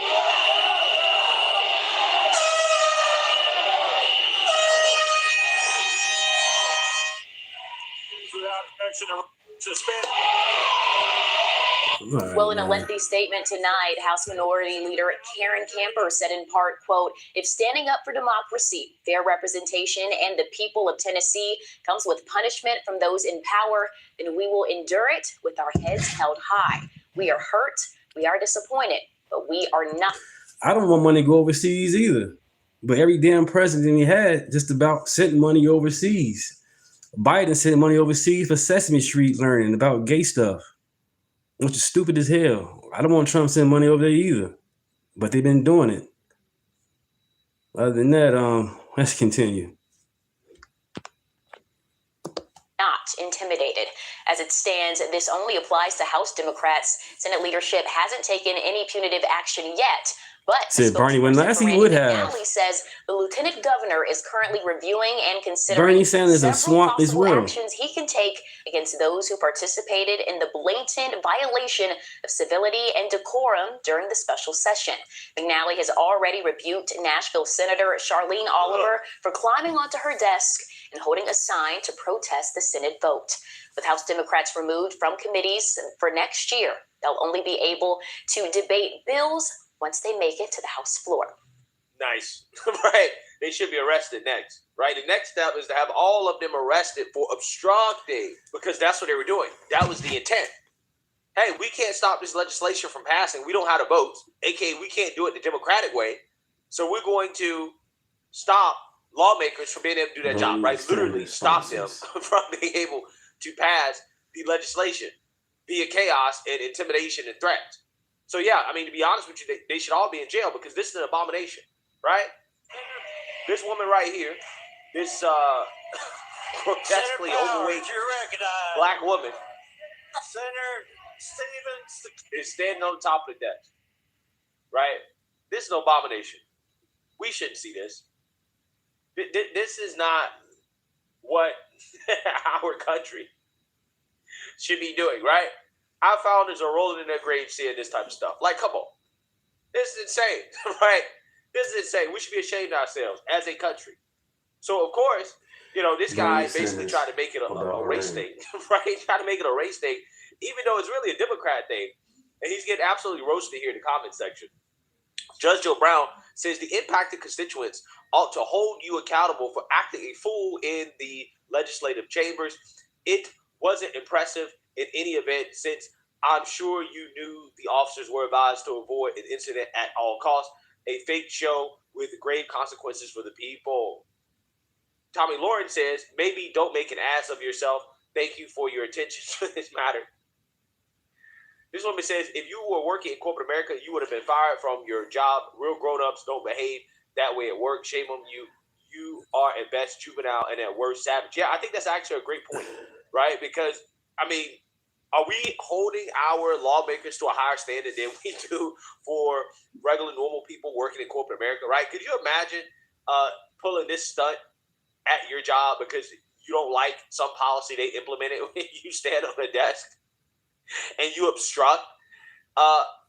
You would be fired instantly, right? Instantly, anywhere in corporate America. But apparently, a politician, you're held to a much lower standard, right? You can do this type of stuff and, get away with it. Which, again, this is why I 100% support them being removed from their committee assignments. But I think they should be removed and arrested, period. They have no business being in the positions of power that they're in. We already know it was a bunch of Republicans that did that. They'd be calling it an insurrection, okay? But when Democrats do it, well, it's just a peaceful protest, right? It's free speech. Shamika Michelle says, this is great. Learn how to move with class and dignity. Also, your ghetto performative theater doesn't represent black people. It's Democrat behavior. Fact. Absolute fact. So the good news is that this guy is so delusional that he is going to run for one of these newly drawn districts, right? The newly drawn 9th district that is now overwhelmingly Republican, right? So he's going to run in this new district against the white Democrat who currently holds this seat. And this is basically going to guarantee that this seat is red, right, as predicted. So new today, Tennessee State Representative Justin J. Pearson says he's staying in the race for the new District 9 seat. He announced this morning that he'll continue his campaign, even after lawmakers voted during last week's special session to redraw Tennessee's congressional map, splitting Memphis into 3 districts. The old District 9 seat currently belongs to Congressman Steve Cohen, and the 2 became congressional before the new maps were drawn. Today, Representative Pearson said he's undeterred and will continue running for that congressional seat. We not gonna quit. We're still gonna march. We're still gonna knock doors. We're still gonna visit churches. We're still gonna organize. We're still gonna mobilize. We're still gonna activate, and we're still going to Washington, D.C. This dude is so funny to me, bro. This is so fake. It's so fake. It's so performative. It's embarrassing. It really is. But hey, the good news is that he's going to raise a bunch of money. He's going to take out a Democrat who might actually have a chance of winning, right? It's a low chance, but he has a chance of actually winning. And if this guy is the Democrat primary winner, right? If he is their candidate in the general election in this 9th district here, again at the bottom of the screen, District 9 seat, right? You see here, then that significantly increases our chances of winning, right? Tennessee is actually going to have an all-red map because he's a far-left radical lunatic. So he's going to raise millions of dollars, and then he's going to have to appeal to all these people out here, right? Not just here, right? Not just in this little part of the state right here, but he's going to have to appeal to all these people out here, okay? And I think he's going to have some problems. He's going to have some issues. He's basically going to guarantee that the map is going to stay. It's going to stay red, right? The whole thing is going to be red. If you got idiots like him running, but could you imagine this guy in Congress? I mean, seriously, could you imagine this dude? He would replace Jasmine Crockett, right? He would be the new Jasmine Crockett if he actually ended up winning. It would be a complete and total disaster. So as of right now, he has the best betting odds of winning, right? According to Polymarket. And we're going to see, right? We're going to see what ends up happening. I just feel like if he's the candidate, it's going to be a lot easier for Republicans. I'm just hoping and praying that he loses so that we never have to hear from this guy again. He'll probably become a full-time civil rights activist, right?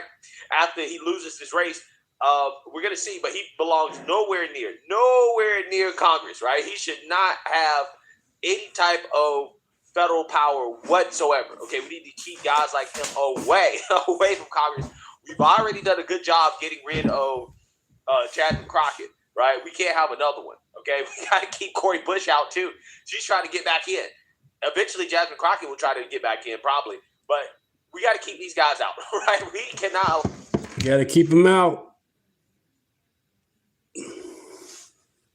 So we had a total betrayal, complete betrayal in the state of South Carolina, dealing with redistricting, dealing with rhinos. I'm going to break that down for you, tell you what happened, who the players are, why this failed.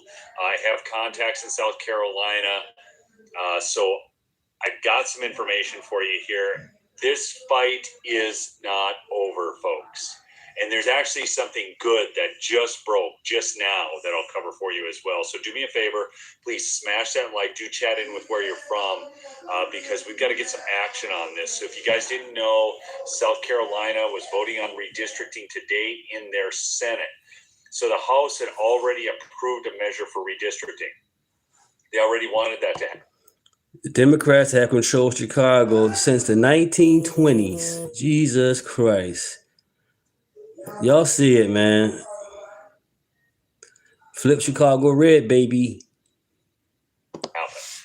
And then it had to go through the Senate. And the Senate leader there, coincidentally, his last name is Massey, but isn't spelled the same way. He's not a relative of the other Massey, who doesn't seem to be all that great. Anyways, that he actually has been fighting this tooth and nail. And he talked about, we've already gerrymandered too much. Now, just so you know, the political makeup of South Carolina, they have super majorities in both chambers. The Republicans can literally do anything they want in South Carolina. And this is what we get.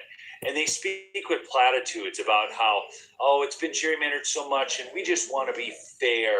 And Trump was interfering with our state. Do you know that those buffoons, Trump called them, and they even released, after Trump talked to them, that he did not try to pressure them a bunch. He did not tell them, oh, do this or you'll lose that, whatever. But now it's time to not play nice anymore, folks. We need to primary every single one of these rhinos. Unfortunately, Massey does not have a person running against him. I'll cover that as well. And just so you know, folks, there was another thing that occurred, which was another thing that happened. How long is it fair to expect American drivers and drivers around the world to pay that premium for this war? As long as it takes. The war has pushed prices up. They could go as high as $200 a barrel, some analysts think. How long is it fair to expect American drivers and drivers around the world to pay that premium for this war? As long as it takes. The war has pushed prices up. They could go as high as $200. In Utah, I don't know if you saw this, but the judge out there, did you guys see about what happened to the judge in Utah. I did a video on this earlier today, but it's not getting spread into the algorithm very well. It's not getting very many impressions, in spite of a great click-through and great watch time. I just wonder why this happens all the time.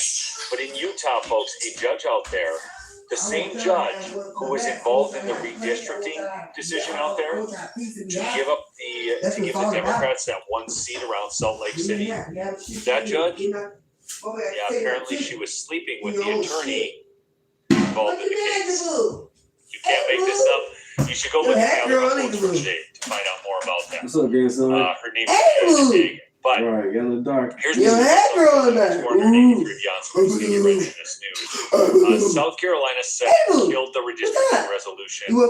This from Adam Morgan. 5 Republicans joined 12 Democrats to kill it. That was Sean Bennett from Dorchester, Chip Campson from Charleston, Tom Davis of Beaufort, Greg Embry from Maury, and Shane Massey of Edgefield.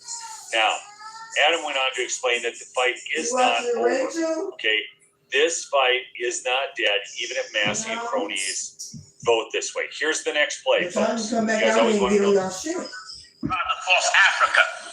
Well, to accept same-sex marriages, and African governments said we don't allow that stuff here. And Barack sanctioned Africa. Well, Biden duplicated the same thing. Biden said the same thing, trying to force Africa, different countries of Africa, to accept same-sex marriages. And if those countries don't, he will sanction them. That's crazy, man. When Barack became president, he tried to force Africa to accept same-sex marriages, and African governments said, we don't allow that stuff here. And Barack sanctioned. Right now, you're in South Carolina, you need to call these dorks, okay? And you need to call your other senators, you need to call everybody there, raise Cain. Because you need to understand, South Carolina is just as conservative as Maryland. Brian, the report of crime is low, but the crime in Chicago has not stopped and is not low. Do not believe the fucking news in Chicago. They are lying. That crime is not down, period. Is liberal. The report of crime is down. We're somehow giving seats up in this state while they get to take all this. So, fine. You know what? I don't think Maryland should be gerrymandered so bad. It's a data. Come on, man. Buying data.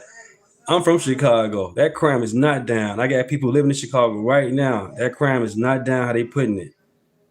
Folks, right now, the environment we're in, you are going to see gerrymandering out of blue states, and the only way to fight that is with gerrymandering in red states. We have been playing on the wrong side, the losing side of this fight for far too long. So here's the next play. If Senate blocks redistricting resolution, which they have, it goes back to the South Carolina House. There's an exciting vote that just occurred on that. I'll get to that in a second. The House can simply non-concur to Senate changes and refuse to pass a sine die resolution, the resolution that calls them back for a special session. This would allow the governor to call the special session. Okay? Now, the governor down there is a gentleman by the name of Henry McMaster, and he can't run anymore. So Brian, bro, stop it, man. What math you got? Who telling you that trash is all lies, man? I know you get your information from. If you never lived in Chicago, don't go by what they telling you. I live in Chicago. He's kind of immune in some ways to actual political pressure. Smash that like, folks. We've got to get this out because I'm going to tell you exactly what needs to happen here. Okay? At that special session, redistricting can pass by a simple majority instead of a 2/3 vote. So, folks, they needed a 2/3 vote for redistricting to pass the way it would have needed to pass out of here. But now, if the Republicans don't pass the sine die resolution to call them back for a special session, and they don't... How come y'all don't call Don Lemon a bootlicker? Uncle Tom. He gay and married to a white man. Make that make sense. All the people married to white men, but they keep on saying white supremacists. White supremacists, but y'all are married to the white people. Come on, y'all. Wake up, people. Approve the budget, the governor has to call them back for a special session. At that special session, all we need is a simple majority. Are you with me? Okay, Pat Parnell, I know the governor said he will not call, but if the governor doesn't get his budget, guess what, Pat? Guess what he has to do? Guess what he has to do, Pat? I want you to answer this in the chat. If the Republicans don't approve the budget, what does the governor have to do, Pat? Do you see my point here? Okay, we're listening to too much of the wrong news. I am reading directly from my friend Adam Morgan's post. He knows the rules, okay? He knows the rules. He has got to get a state budget. Pat, are you listening, Pat? I want to make sure you're getting this. Pat, I'm looking for you in the chat right now. Pat, are you hearing me? Okay? All they have to do is not pass the budget. Then the governor has to call them back into session. At that point, all they need is a simple majority.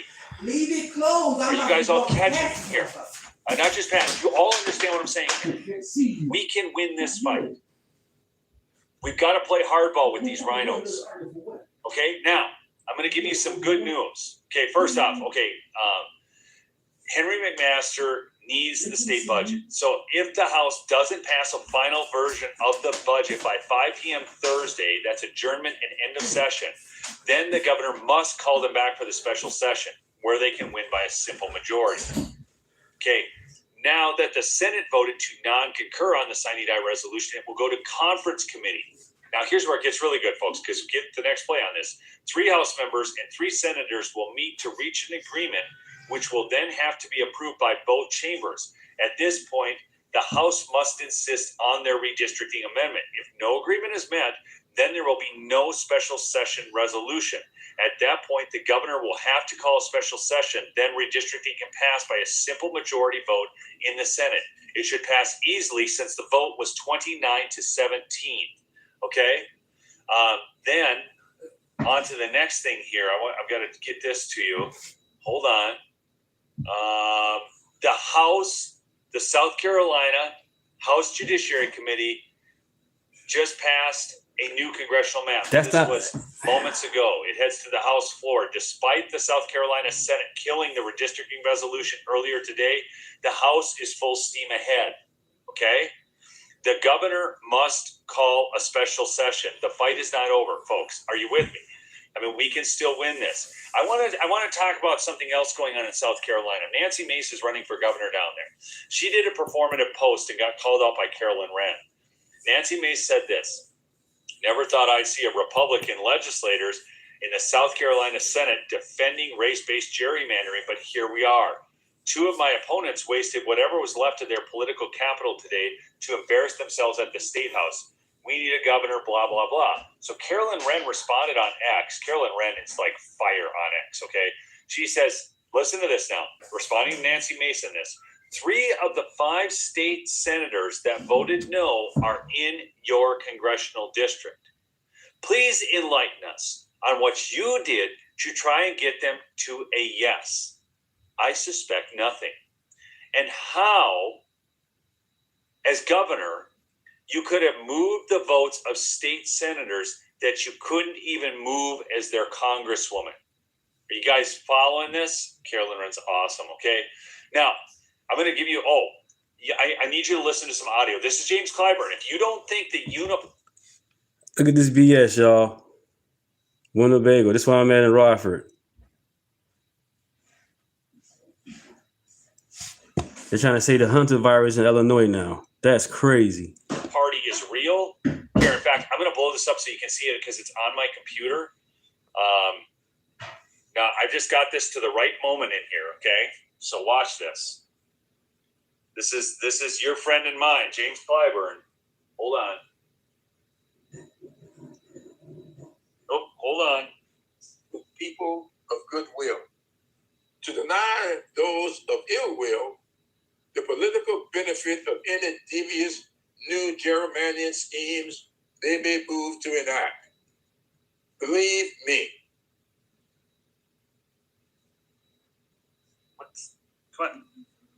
We have many more allies in this fight than meets the eye. And finally, whatever obstacles or setbacks we may encounter, whose fault is it? we must always remain unflinching in our pursuit. Did you guys catch that? We have many more allies in this fight. Okay? The allies in this fight are the flipping rhinos who just voted this way today. Folks, in South Carolina, there's 5. I gave you the names earlier in this video. You have to give them the Indiana treatment. They all have to be gone. Okay? Give them the Indiana treatment. Trump needs to pull off the gloves in South Carolina right now and go full tilt on getting rid of these people. I am so sick of this. Republicans squander power. Do you see what Democrats tried to do in Virginia? They were talking about literally getting rid of all the Supreme Court justices based on creating some random age thing, which would never be approved, folks. It wouldn't go anywhere. It would be another embarrassing loss for the Democrats. But that's how full tilt they are on power. And not only that, they would totally pack the Supreme Court of the United States of America. In fact, I want to ask you a question to my audience. Do any of you believe that if the Democrats could, they would not silence every single one of us, that they would not pack the Supreme Court, that they would not make D.C. a state, that they would not make Puerto Rico a state, that they would try every single thing to remain in power forever? They want to avoid courts. They want to pack them. They do not like the rule of law. But how many of you believe that they wouldn't do this stuff? If you believe that they would do this, say yes. And if you don't believe it, say no. That's the bridge too far, Neil. No, they wouldn't do that. Okay? No, seriously. I mean, do you folks really get what we're up against here? Do you remember what happened during the Trump years? They raided his house, raided Melania's underwear drawer. They had him under indictment by that crazy woman down in Atlanta, Georgia, in the RICO case. They were doing 5 a.m. pre-dawn raids on people who had simply prayed for women outside of an abortion clinic, folks. One who had actually had his What up, Jason? What up, Patrick? Kid, and all of a Life sudden, is great, you guys. Life is do great. you not understand what they will do with the power if it is given to them? Everything is on the line. These people are whacked, man. They are next level whacked. Okay, this is real. And I'm going to show you how you deal with these people, because this is what happened in Tennessee. Tennessee seems to get it. Notice it's just been given to Democrats in the Tennessee House that all members of the Democrat caucus are being removed from all standing committees and subcommittees as a result of their behavior in the sick, State House Jason. during the redistricting The Democrat debates Party last is sick. week, which included setting fires inside the Capitol. I didn't even know that one. Okay, and attacking law enforcement. We saw that with that nut job getting up in the face, effing boy, get out of my face, boy. Okay, can you imagine if a white cop said that to a black man? That would be MSNBC, CNN, everything, all night, every night, all the time, folks. Okay? So in the state of Tennessee, political terrorism will not be tolerated. National Republicans, take note. This is how you exercise power. So leader Karen Camper, okay, this was from Cameron Sexton, Speaker of the House, a representative. I don't know what Brian talking about the balanced budget. I don't think so. Cash Jordan, the guy be showing, he lives in New York, and he constantly showing that New York is collapsing. There's no budget. He notified leader Karen Camper, due to the actions taken by the Democrat caucus, okay, he lists free bus rides, members baby. of the Democratic caucus will receive individual letters removing them from all standing committees and subcommittees of the House, except where membership is required pursuant to Rule 65 I got you, of the House Matt. rules. Folks, that's how you deal with people who disrupt, who actually take on law enforcement right inside the House. I mean, and yet we can't get this done in South Carolina. I mean, where we have these super majorities, folks, this is insanity. Okay, Ralph Norman is running for governor out there. He has been advocating for a 7-0 map. They all do until it counts. I guess. Apparently, maybe he's for real. I don't know too much about Ralph Norman in South Carolina. Who's from South Carolina on the stream right now? And how good do you think Ralph Norman really is? I mean, because they all say the right things, but then they do their thing. Okay, so the rhinos again are Sean Bennett of Dorchester, Chip Campson of Charleston, Tom Davis of Beaufort, Greg Hembry of Horry, Shane Massey of Edgefield. These are the rhinos who just defeated redistricting in South Carolina. These are the rhinos. Remember that AG candidate down there is calling Jim Clyburn the godfather of South Carolina politics. Okay? Wow. Stuff is driving me bonkers, folks. Let me give you a little background here on Shane Massey. He was a Nikki Haley crony, okay? He's been a state senator for over 18 years. He has nobody running against him. He's been the majority leader since 2016. He feels he is immune. Make sure he knows he is not immune to folks in South Carolina, okay? Prop somebody up to run against him right now and primary his ass out of there. I don't know, unless you can't at this point. You could do a write-in, though. Something has to be done. This guy is a schmuck, all right? All right, folks, please go check out MyPillow. The mattress deals right now, 50% off. It is the biggest deal Mike has ever done on mattress, the lowest prices ever. That foam with the coil spring, that's my son ordered.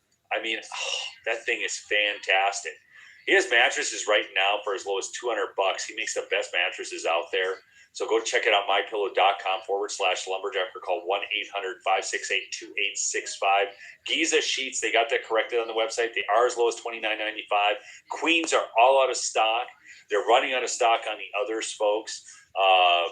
The tariffs have actually impacted Mike on those things because, those sheets actually, we don't have a lot of places we don't have any really weavers to make sheets here in the U.S. anymore. So they have to get woven in India. And the cotton comes from Egypt because it's done in the Giza region where they make the best long staple cotton there is.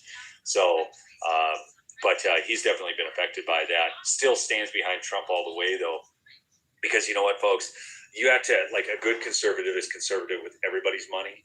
So, anyways, folks, we will see you on the next episode. Spread this news everywhere, okay? Smash that like on your way out. Help get this out. See you on the next episode. Peace out.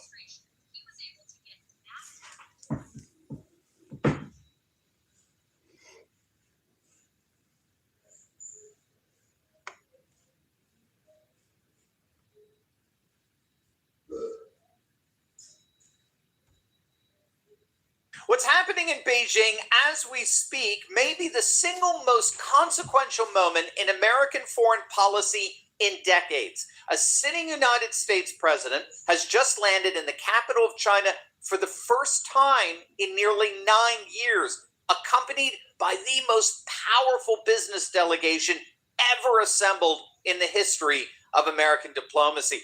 And there are signals surrounding this visit, strange, unprecedented, even eerie signals that tell a story far more dramatic than the polished diplomatic headlines would have you believe. This is not just another summit. This is history in the making, and you're about to get a front row seat. Hey gang, it's me, Dr. Steve, your patron professor, enjoying yet another glorious day in the Trumpian golden age that you made possible back in November of 2024. So if you want a front row seat on how you continue to change the world in ways you never even imagined, you know what to do. Make sure to smack that bell and subscribe button. Also, I study the trends most media won't touch, the rise of a new conservative age, the worldwide blowback against the secular elite. My Patriot Alert newsletter puts it all in context for you each and every day. Just scan the QR code to see the bigger picture. It's easy and it's free. All right, let's dive right in here, gang. President Trump has just arrived in Beijing, China, where they rolled out the red carpet for him, quite literally. He was greeted by Chinese Vice President Han Zhang, a military honor guard, a military band, and around 300 Chinese students waving Chinese and American flags in what Beijing officially called a State Visit Plus welcome. That phrase alone, State Visit Plus, tells you everything.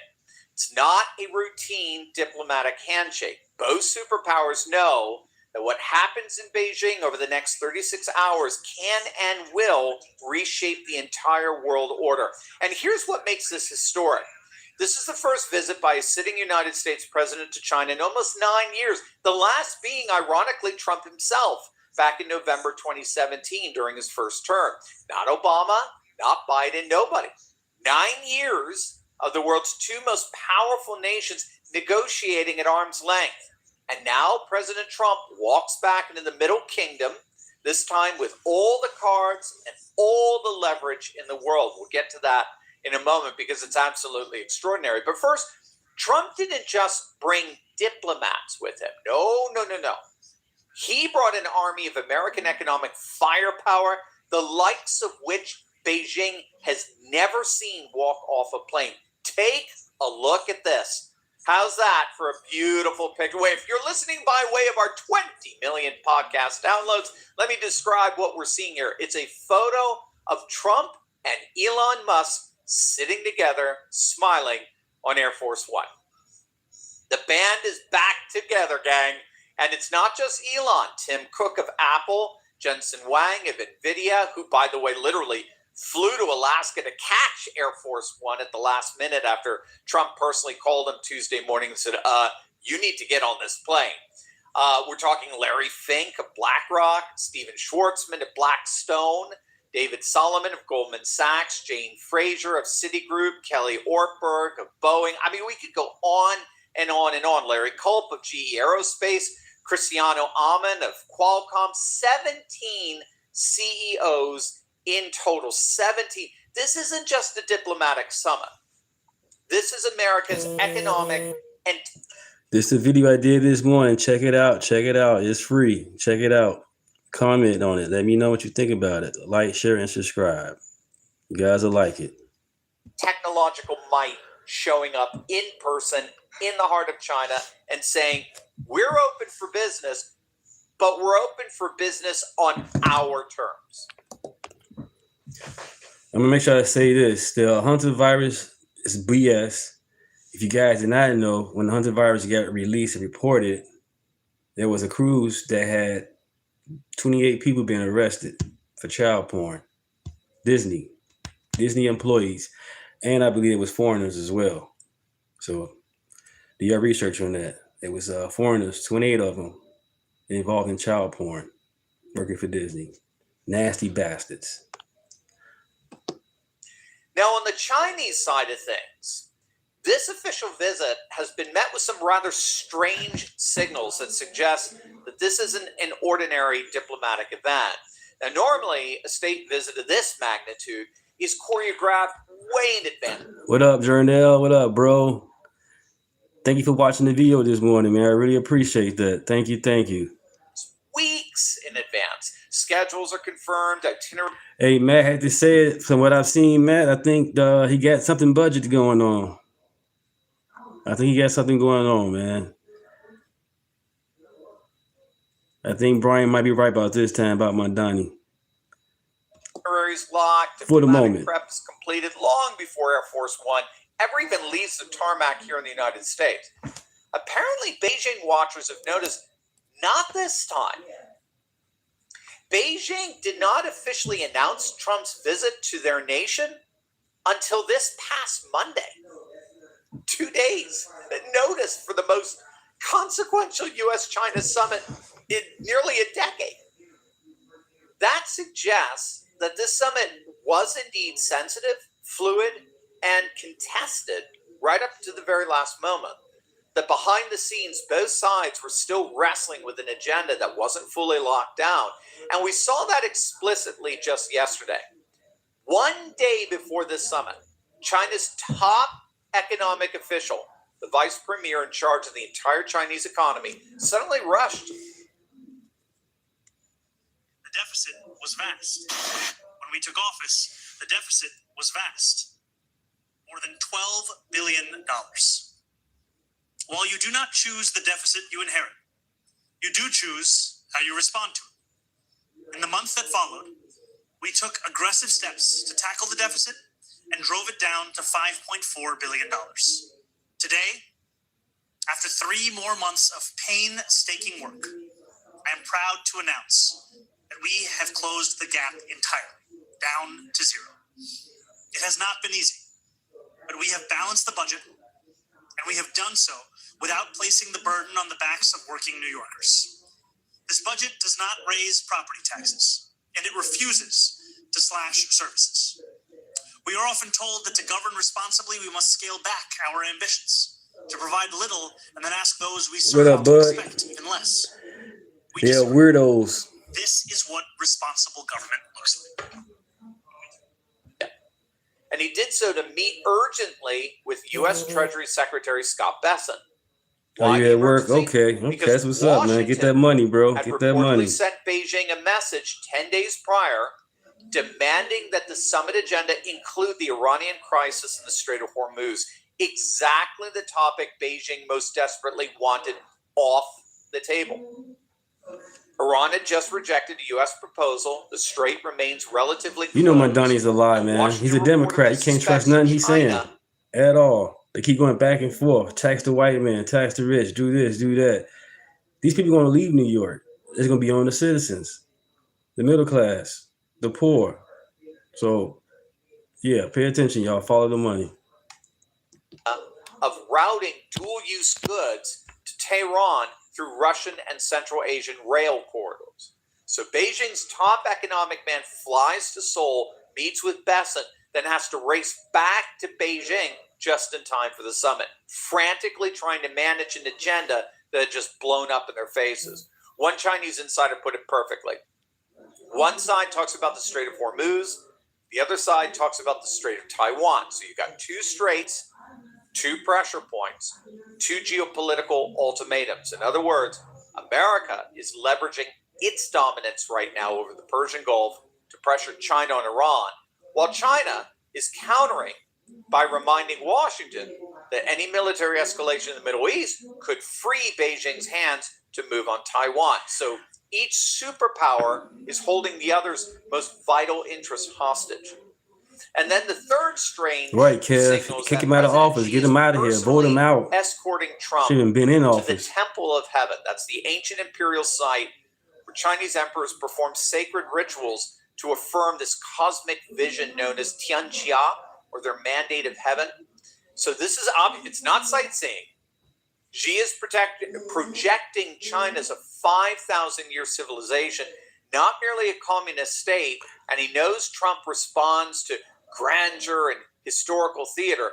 But reportedly, what happens inside is the real bombshell.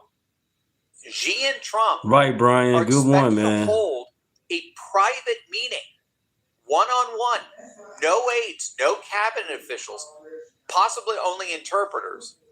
And here's the detail that stopped me cold. Xi's own daughter, Harvard-educated, fluent in English, is reportedly expected to serve as his personal interpreter.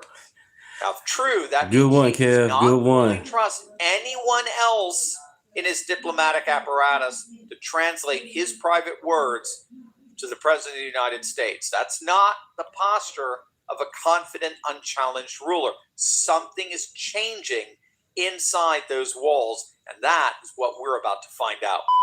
While Trump unleashes a political reckoning, there is another crisis poisoning every American in some way, shape, or form, even in the comfort of our own homes. I'm talking about the microbidding, and this is coming from the excellent analysis by Zineb Rabua of the Hudson Institute. For years now, China wasn't competing in specific theaters around the world. Some trade. If you haven't subscribed, subscribe. Let's grow. Let's grow. China was competing everywhere simultaneously, building energy dependencies around the world, embedding financial architecture globally, acquiring port access from the Atlantic to the South China Sea, and most importantly, sustaining Iran as a key strategic asset at one of the single most important energy choke points on the planet. In July of 2025, Chinese Foreign Minister Wang Yi literally promised Tehran that China would continue to support Iran in safeguarding its national sovereignty and resisting hegemonic and bullying policies from the United States. Their financial, technological, and diplomatic lifeline. Then came Operation Epic Fury. America deployed the doctrine that has defined Trump's foreign policy. Massive military force and economic statecraft applied simultaneously, leaving adversaries literally no window to adapt, reroute, or recover. America degraded Iran's military capacity while simultaneously crushing the financial architecture that was sustaining it. And in doing so, it plowed directly through China's most important strategic asset in the Middle East. And the leverage doesn't stop there. Thank you. Control of the Strait of Thank you. Hormuz, through which roughly 20% of the world's oil supply flows, means 40 to 50% of China's oil imports now pass through a choke point that the United States has military dominance over. If China ever moved on Taiwan, the United States doesn't just have a military response, we now have Check it out. energy response. You simply close the strait, or you keep it closed, and roughly half of China's oil becomes unavailable. That's the kind of leverage that no previous president has walked into Beijing carrying, ever. What's more, China didn't just lose Iran, China also lost Venezuela. China's lost two of its most important strategic allies in the developing world because of Trump. Its proxy network has been irrevocably disrupted. Its Belt and Road corridors are being countered. Its economy has not only been strained by a prolonged property crisis, high unemployment, and sluggish domestic demand, but it's been battered by a brutal trade war it did not fully expect to lose. Beijing's export figures may still be high, but the structural vulnerabilities are deep and they are growing. And Xi Jinping, according to multiple analysts and insiders, is at the same time dealing with significant internal pressure. I mean, we talked about this in a number of our other videos about the military leadership purge that's been happening of late. I mean, there's literally like only one general left in China right now after all the others have suddenly been disappeared. The growing factional opposition against Xi, questions about succession, and what some observers describe as signs of increasing political isolation in. How did you vote for this clown? Because he's got a nice smile? Because he seems warm and friendly and relaxed? Because he said, and I'm paraphrasing, we're going to embrace the warm cocoon of socialism rather than the cold, harsh, rugged individualism of capitalism. What did you think was going to happen? All right, y'all. Zoran Mamdani has stepped in it again. Remember on his campaign trail, he was promising everybody, you get a free ride, you get a free house, you get a free meal, you get a free, and you get a free. He was doing like Oprah Winfrey used to do. You get a free, and you get a car, and you get a car. Promised people everything, free child care, free housing, free food, free buses, free everything. And the people fell for it, hook, line, and sinker, because he was singing the great song of socialism, which has failed over and over and over again. But these brainiacs out there in New York, these super far-left progressives, with everything that he promised, and some of these people being what we would consider to be intelligent business people, overwhelmingly supported this man in all of his lies. And wouldn't you know, already, he's barely, 130, 140 days into his freaking term, and he has lied and flip-flopped on almost every single promise that he made. And this one is a huge one, because when Mamdani was campaigning, he made certain promises about how he was going to deal with the homelessness. And so we're going to take a trip there. Now, stick with me on this video, because I want you to hear what Mamdani said, and wait till you hear what the people of New York had to say. And then one of the best clips in the whole thing is Larry Elder. And if you don't know who Larry Elder is a conservative politician, also a businessman. He has a successful podcast. Larry Elder is one of the bright minds in the conservative MAGA movement. And he rips into Mamdani, and not just Mamdani, the people of New York. Watch this. Very, very interesting on what's going on with this. Okay, so Mamdani comes out and says, guess what? We've officially balanced the budget. And all the socialists are like, dude, the guy is crushing it. What a freaking rock star. And then is this the video talking about he balanced the budget? Yep. Go ahead, Rob. New York, it's executive budget season. I'm proud to announce that our city's budget is fully balanced. This budget isn't just about numbers on a page. It determines if our libraries get funded, if a street is safe to cross, if snow is actually shoveled after a storm. And you deserve to know exactly how we got here. We inherited a $12 billion budget deficit. We are speaking about a fiscal crisis at the scale greater than the Great Recession. was the Great Recession. Many said the only way out of this was slashing services and passing an austerity budget. We rejected that. After months of painstaking work, that deficit is now zero. Our city is now on firm financial ground. We achieved this in two major ways: increasing revenue and support from Albany and cutting waste and finding savings here in New York City. Thanks to Governor Hochul, State Senate Majority Leader Andre Stewart-Cousins, Assembly Speaker Carl Hastie, and months of organizing from New Yorkers, we tax the rich. That tax alone will raise $500 million per year. And that's not all. Thanks to Governor Hochul and our partners in Albany, we finally got a better deal for New York City. We're getting billions more from the state to help tackle the gap. You can pause At the same time, watch this here. Very interesting. Voted for him. Now, in this video, you're going to hear about the betrayal that Mamdani does on one of his largest supporting parts of New York City, where they elected him with all his socialist promises. But now that socialism and those bad ideas are literally on their doorstep, now there's all this backlash and they want to fight. So as you see right here, Mamdani plan for a new homeless intake shelter put on hold after the East Villages sue to stop it.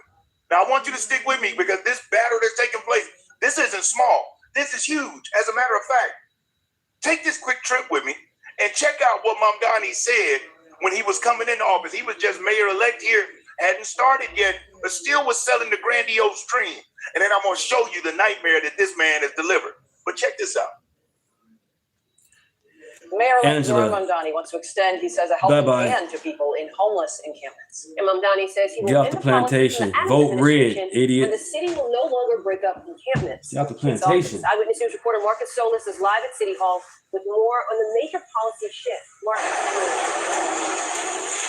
Good morning, Shantae and Michelle. And Zoran Mamdani says that breaking up those homeless encampments is inhumane and not the right approach in dealing with homelessness. Mayor-elect says that connecting homeless individuals with supportive housing or permanent housing will be his administration's approach. Not long after Eric Adams took office, there were a number of high-profile crimes committed by homeless individuals, which led to his administration's policy of having the NYPD enforce quality of life violations and break up those encampments, which again, Mamdani says is the wrong tactic. They are simply pushing the workers who are living in the cold to another place where they will live in the cold. In 365 days of 2024, this administration did not connect a single New Yorker affected by these sweeps with permanent housing. That is a failure. Well, under the Adams administration, the severely mentally ill were involuntarily committed. The mayor-elect says that policy, the involuntary commitments, will occur only in the rarest of circumstances. We're live at City Hall. Marcus Solis, Channel 7.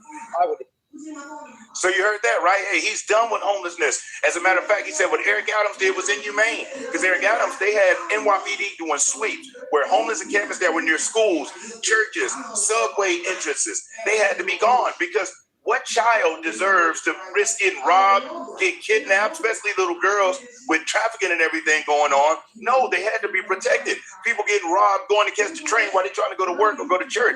So Eric Adams came in sweeping. Now you heard Mamdani say, oh no, that's inhumane and we're not going to do that and whatnot. So he decided against it. Now I want you to take a listen to the people that are actually living down there with the encampments. Check out what the encampments really are. And then I want you to hear what took place just yesterday. But check this out. This is the actual encampments and what people are going through dealing with these encampments. It's been here about 2 months. I've several calls into 311. But we call all the time. What happens? You know, they take the call like they're supposed to, but nothing's really happening. And there is multiple drug dealers coming around throughout the day supplying these people. What do you want Mayor Mamdani to do? He needs to clean up these streets so we can get this economy back here in New York, back to where it was. You walk anywhere, and anybody I ask, they're all scared. So, as you see right there, encampments, and Mamdani didn't want to touch them. He was letting everybody just homeless everywhere if you want to. But guess what happened? When that wintertime blizzard came, over 20 people lost their lives that were out there in those encampments, not to mention the countless robberies, the countless assaults that have taken place since that time. So he quickly is realizing like, yo, that's a terrible idea for me to say, hey, homeless people, you can be everywhere you want to be. And anybody that doesn't like it is inhumane. And I get it. You know, those people are God's children too. And yeah, you know, if there's some way to help them, People should try to do that. But here's the question. Do those people really want help? You know how many people... All them damn rats in New York subway and Chicago subway. You mean to tell me nobody got the Hunter virus from those areas? But a cruise on water got the Hunter virus? Amazing. But this might boggle your mind, but do you know how many people are actually out there by choice? Not because they have to be. They have family members that tried to help them. They have programs that can help, but they don't want it. They're out there. Many of them are addicts. Other people are people that committed assaults and know that they can't get approved to move anywhere. They don't need to be around people because they're a danger. But these socialists and these far leftists are kumbaya, everybody. And then somebody gets stabbed in the freaking neck and they lose their life, all because these folks want to act like they just have a sensitive heart rather than protecting the people. So since that time, with the winter blizzard, where I think 22 people lost their lives, not to mention the constant attacks and the robberies, Mamdani was forced to flip. Check this clip out. And this is CBS News reporting this. So you know they hate having to report, especially on the Democrat socialists. Check this out. Mayor Mamdani is now saying that he wants homeless encampments like this one behind me removed. During his campaign, Mamdani said that he was against sweeps, and in changing his mind, he said that these will be unlike the prior administration. So the policy that we have developed has a number of important distinctions. The first is, unlike in the prior administration, when the NYPD were being tasked with the work of responding to homeless encampments, we have made the decision to actually have this be a responsibility of the Department of Homeless Services. And instead of just a vacate notice, outreach workers will be going to the sites every day. I spoke with two people living at the encampment. They were packing up their belongings and told me they didn't want to be on camera, but are happy to comply with the order to move in order to build a good relationship with the city. They're also okay with the idea of going to a safe haven. Homeless advocate David Giffen said he's disappointed to see the mayor's policy change. Encampment sweeps don't really help people to come inside and to get the shelter services and ultimately housing that they need. This comes after 18 people died in the recent cold snap, with most of those deaths coming from the city's unhoused population. And the number is actually up to 22 now. 22 people died. And as a matter of fact, while you're watching this video and we expose Mamdani, if you're enjoying this video, do me a solid, hit that like button. It really does help let you two know that you enjoy it and other people enjoy it too. Hit that like button and subscribe. And when you subscribe, make sure you hit the notification and select all. That way YouTube will make sure that you get notified when I upload new videos. I really appreciate you. So he campaigned on, Eric Adams, they were doing this and it's inhumane. Winter blizzard come, 22 people lose their lives. Countless robberies, countless assaults. So now he backtracked. And what he's putting together is the unlimited homeless shelter. Unlimited. And he wants to move it to an area called the East Villages. Now, the East Villages, just so you know, let me let you see this. East Village, and I'm sure you can see this. Let me make it a little bit bigger. The East Village is generally considered an above-average income neighborhood in New York City, characterized by a mix of professionals and high earners with an average household income of approximately $176,850 in 2024. While it maintains diverse demographics, recent trends show it's increasingly affluent, with 82.3% of residents living above the poverty line. So this is a well-off area, right? And these folks are pissed because thank you, Stefan. Thank you. In their neighborhood, right? So stick with me. The villages, they voted overwhelmingly over 70 some odd percent, 70% for Mamdani.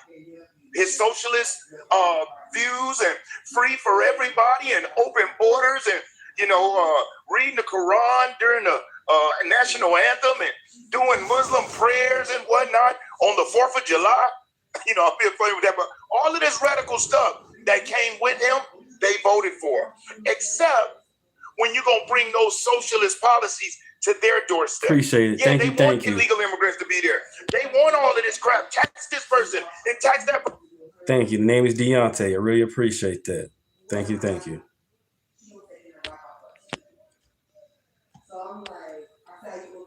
All right. Person do this and do that. Yes, and leave the homeless alone.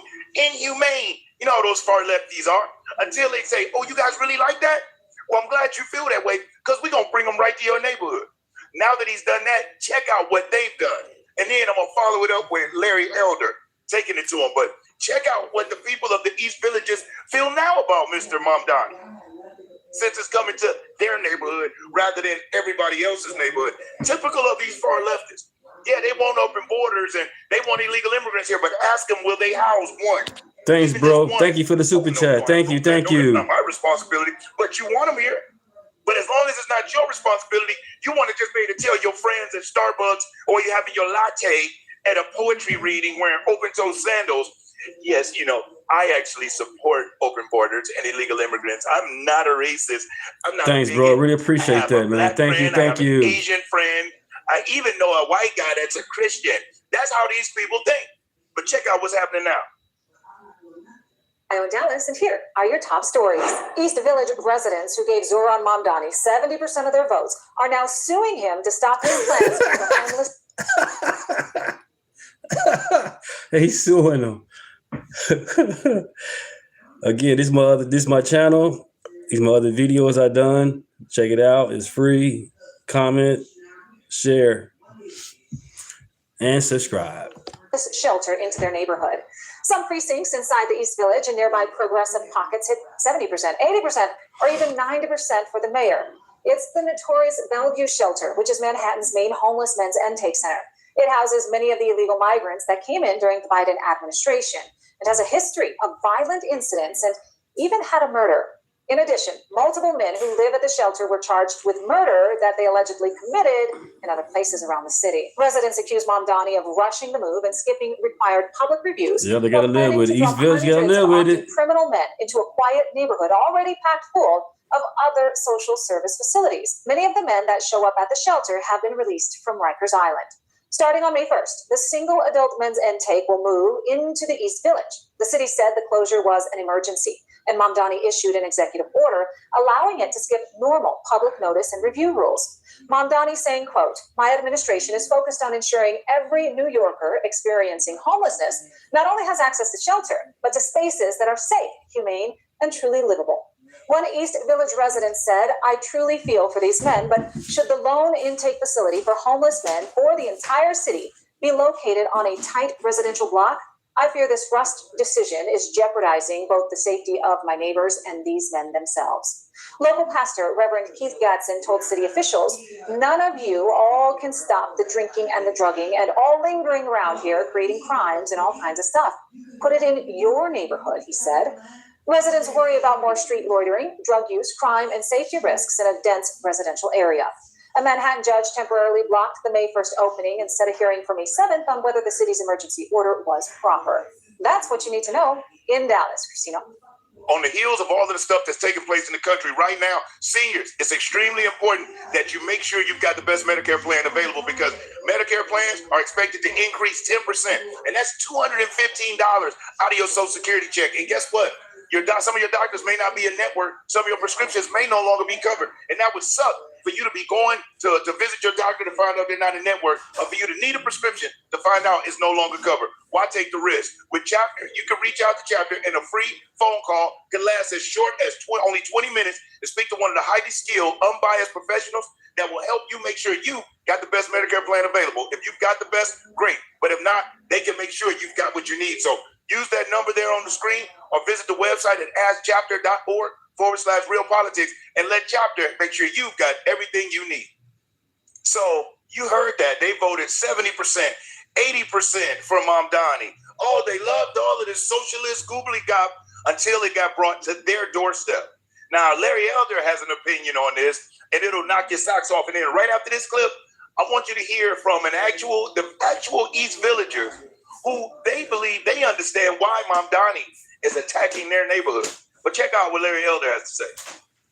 Zohran Mamdani got a lot of votes from the far left residents of East Village. They gave him a 40-point election vote margin. He got over 70% of their votes. And now they're suing him. Why? Because he wants to put a homeless shelter in their neighborhood. Ted Cruz posted this on X. The news of the lawsuit has prompted conservative mockery online, with figures like Senator Ted Cruz noting the irony of Mamdani supporters turning on the fruits of his administration. Oops, Ted Cruz said in a post on X. Michael Henry, a former New York AG candidate, said no one is more not in my backyard than white progressives. The community voted for Mamdani in a landslide, but don't want to live with the consequences, end of quote. The residents of East Village have joined with an organization called Voice to sue Mamdani over the plan to use a building to house the homeless. They say the city failed the proper environmental and legal guidelines.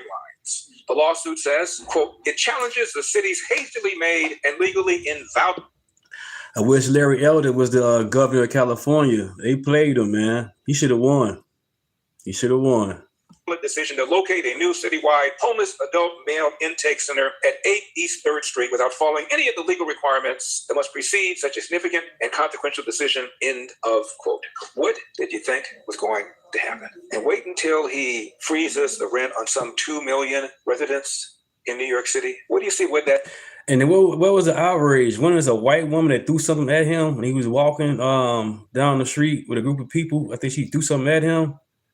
They should have locked their ass up. It does to the cost of rent in New York City. What do you see what that does to creating a disincentive to build more housing in New York City? How did you vote for this clown? Because he's got a nice smile? Because he seems warm and friendly and relaxed? Because he said, and I'm paraphrasing, we're going to embrace the warm cocoon of socialism rather than the cold, harsh, rugged individualism of capitalism. What did you think was going to happen? He said it great, wrapped it up excellently. Now, I want you to listen to the actual residents of the East Village as they're going to express their disdain, but they figure that they know exactly why Mamdani is doing this to them. And when you hear this, tell me in the comments, do you agree with them? Remember now, they voted 70, 80. Some neighborhoods in the East Villages voted 90% for Mamdani. But typical far leftists is all good until you're asking me. Remember when Texas was shipping out illegal immigrants and they shipped that bus up to Martha's Vineyard that you know is overwhelmingly running, is overwhelmed with far leftists, Hollywood people that get out in grandstand and they wear pins like I love illegals and weird stuff like that and go to their coffee and dinner parties before they drink the blood and talk about how, how moral they are as they watch children dance in tutus and crazy crap like that. Yeah, these same freaking folks that, it all sounds good, but they shipped that bus up there to Martha's Vineyard. When I tell you they had that bus of illegal immigrants turned around within 24 hours with bagged lunches, I'm not exaggerating, with bagged lunches and told them, kick rocks, this ain't for you. Hey, love you illegals, but just not here. But if you put all of those people that were in Martha's Vineyard on camera and I'm back in Hollywood, they would all say, inhumane what Texas did, shipping them out. Well, here you go, Martha's Vineyard. Y'all got money. You have resources. You can do some real help and show that Texas governor how it's done. Oh, no, a crackhead. Oh, my God. Is there an Indian? Or, man, we call them Native Americans. Sorry. Is there a Negro on there? What about white Christian man? Are they on there, too? They want, these people are nuts.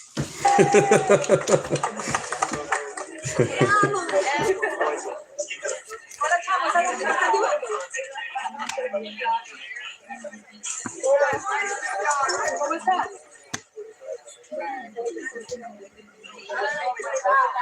Keep this open for me, please.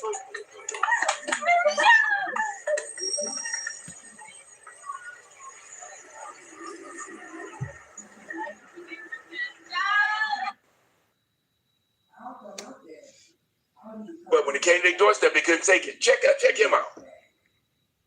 He said, thank you, Staten Islanders. You're the best. You're the greatest. There's no doubt about it. We're coming together, standing up for each other, standing up for our community. For a long time as I was growing up, we were known as the forgotten borough. Obviously, this mayor wants to make us the hated borough, maybe even the screwed borough. But we're going to stand up to the socialist Democrat. Here's the bottom line. Like every socialist left-wing Democrat policy, this lacks compassion. They hate us, period. They hate us for who we are. They hate us because we're patriotic. They hate us because we answer to someone other than at City Hall. They hate us because we're law-abiding. They hate us because we support the men and women in blue. They hate us because we work. They hate us because we stand up for the future of this country. They hate us because we care about liberty. Well, guess what? Guess what? We're taking a stand right here. All of us together. Do you agree?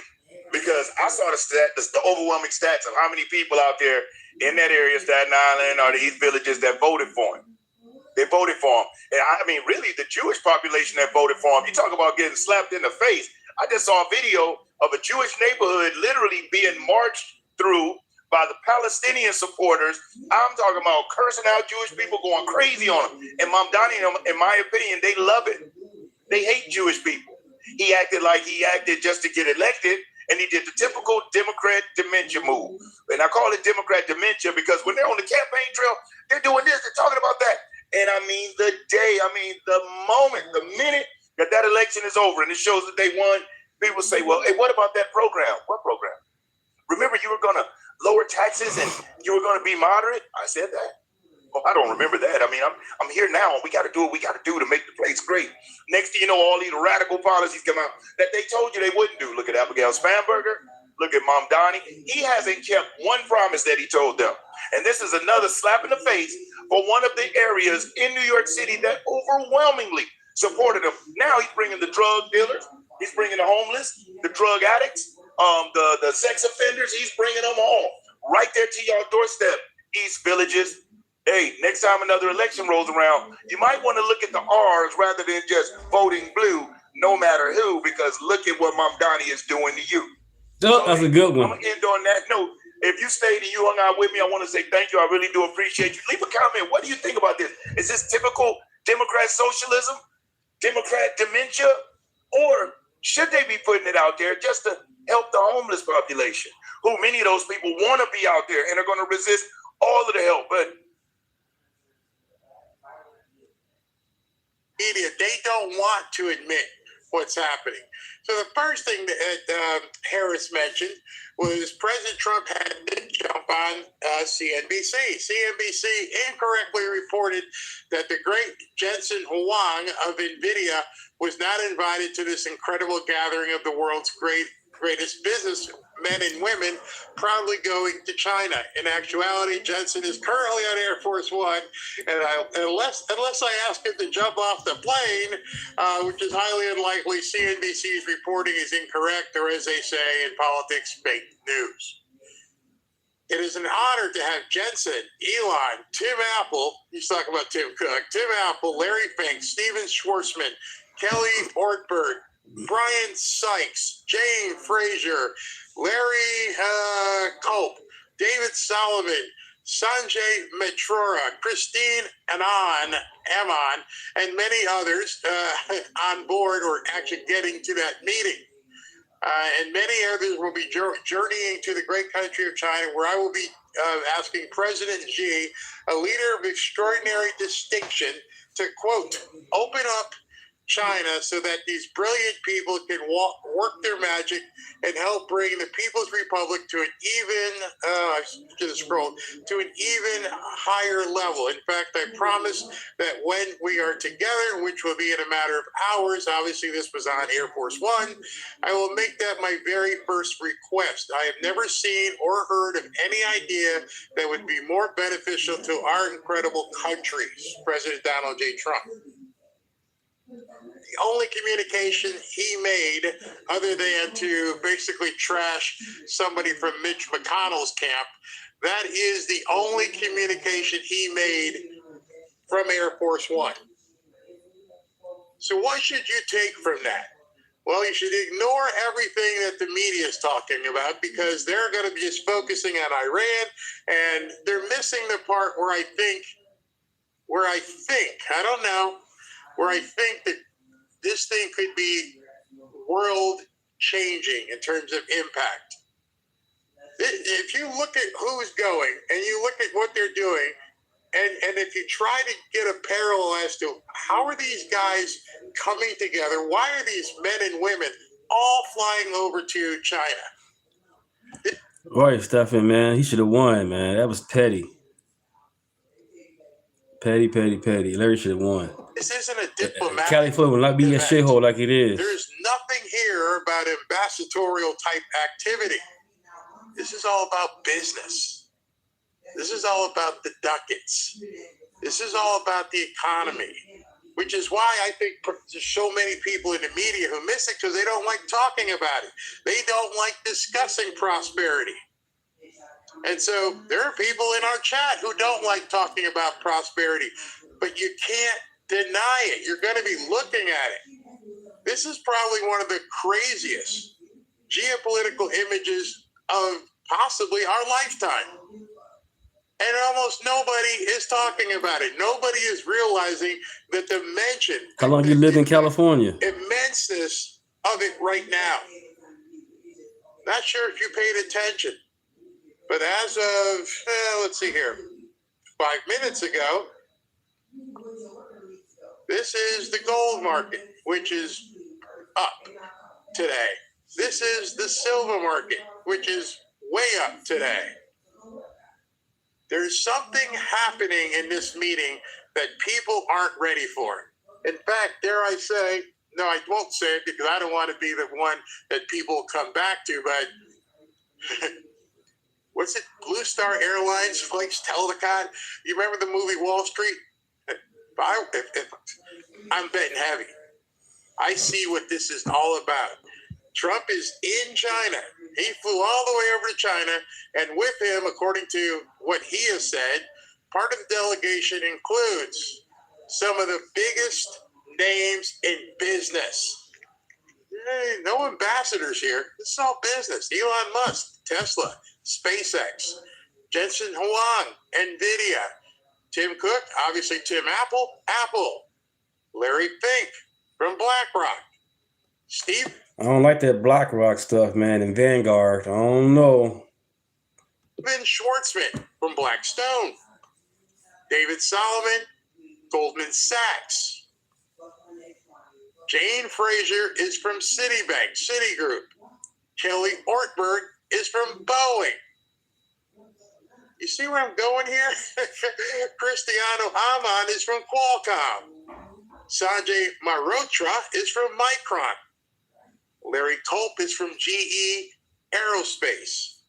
And on and on and on. And of course, Trump himself. You have to really be obtuse not to understand what this potentially could mean, not just for the United States, but for the entire world. You know, there's a deal to be made, as you guys all know, I assume you know, that China gets most of its oil from Iran. Funny, not a whole lot of talk is being made right now about the Iranian conflict. What if, with all these business people holding this giant carrot in front of China, they said, we can come do all this. We want you to buy your oil from the United States. Iran is a dust bowl at that point. Well, what's it in my best interest to buy oil from the United States instead of, Iran? Well, all these boys here and women, we're going to do business in China. Think about what could happen almost instantaneously. The markets will flipping explode. The Democrats can't hold on to those reins of what could potentially happen if these deals get cut.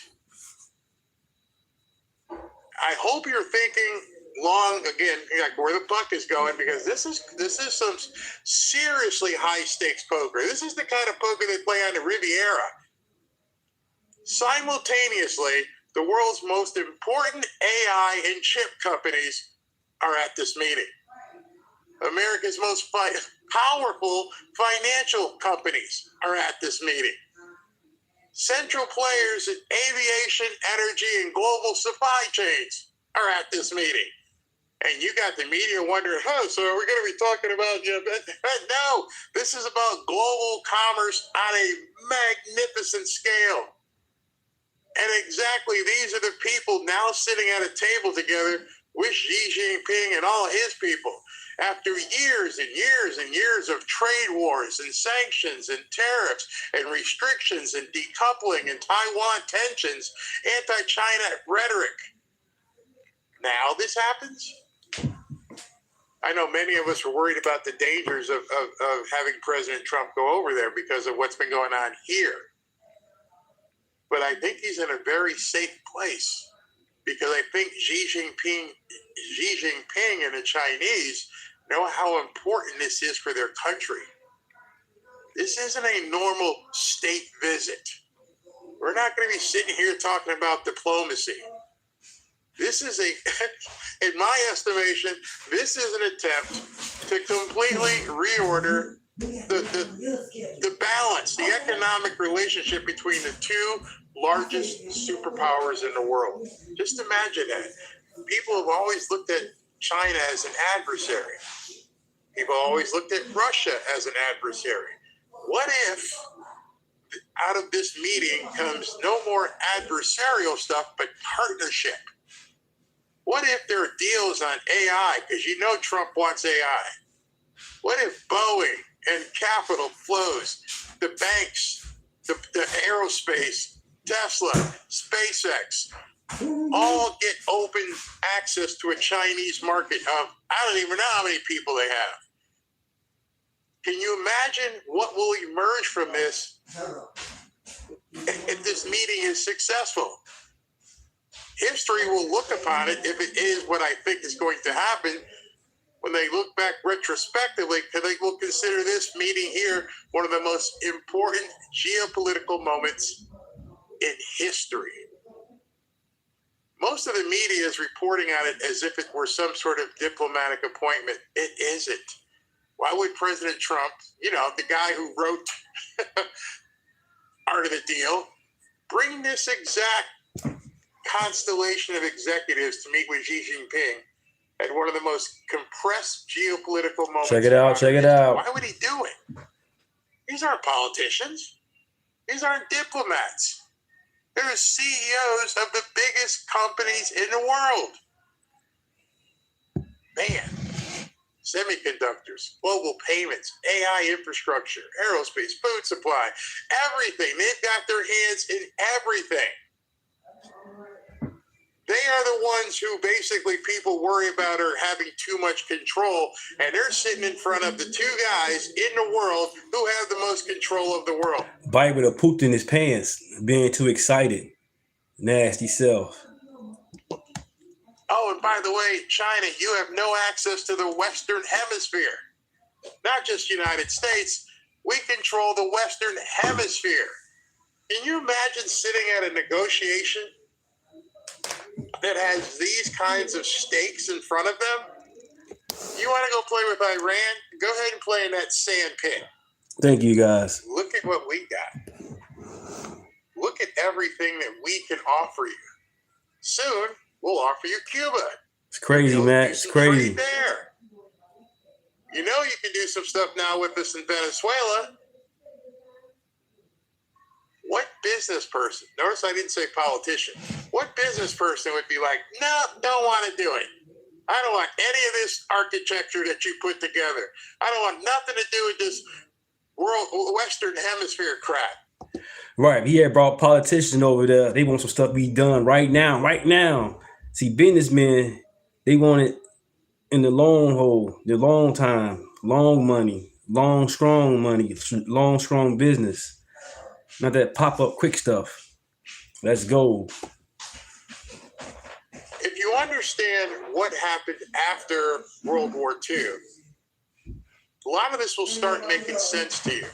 The post-1944 world was built on centralized debt, military enforcement, the petrodollar dependency, SWIFT control, which means how the money works across countries, and industrial age financial rails. But a digital civilization where we find ourselves now in this golden era requires something completely different. You need to be able to have real-time settlement of funds, instantaneous. You do the transaction, it hits your bank.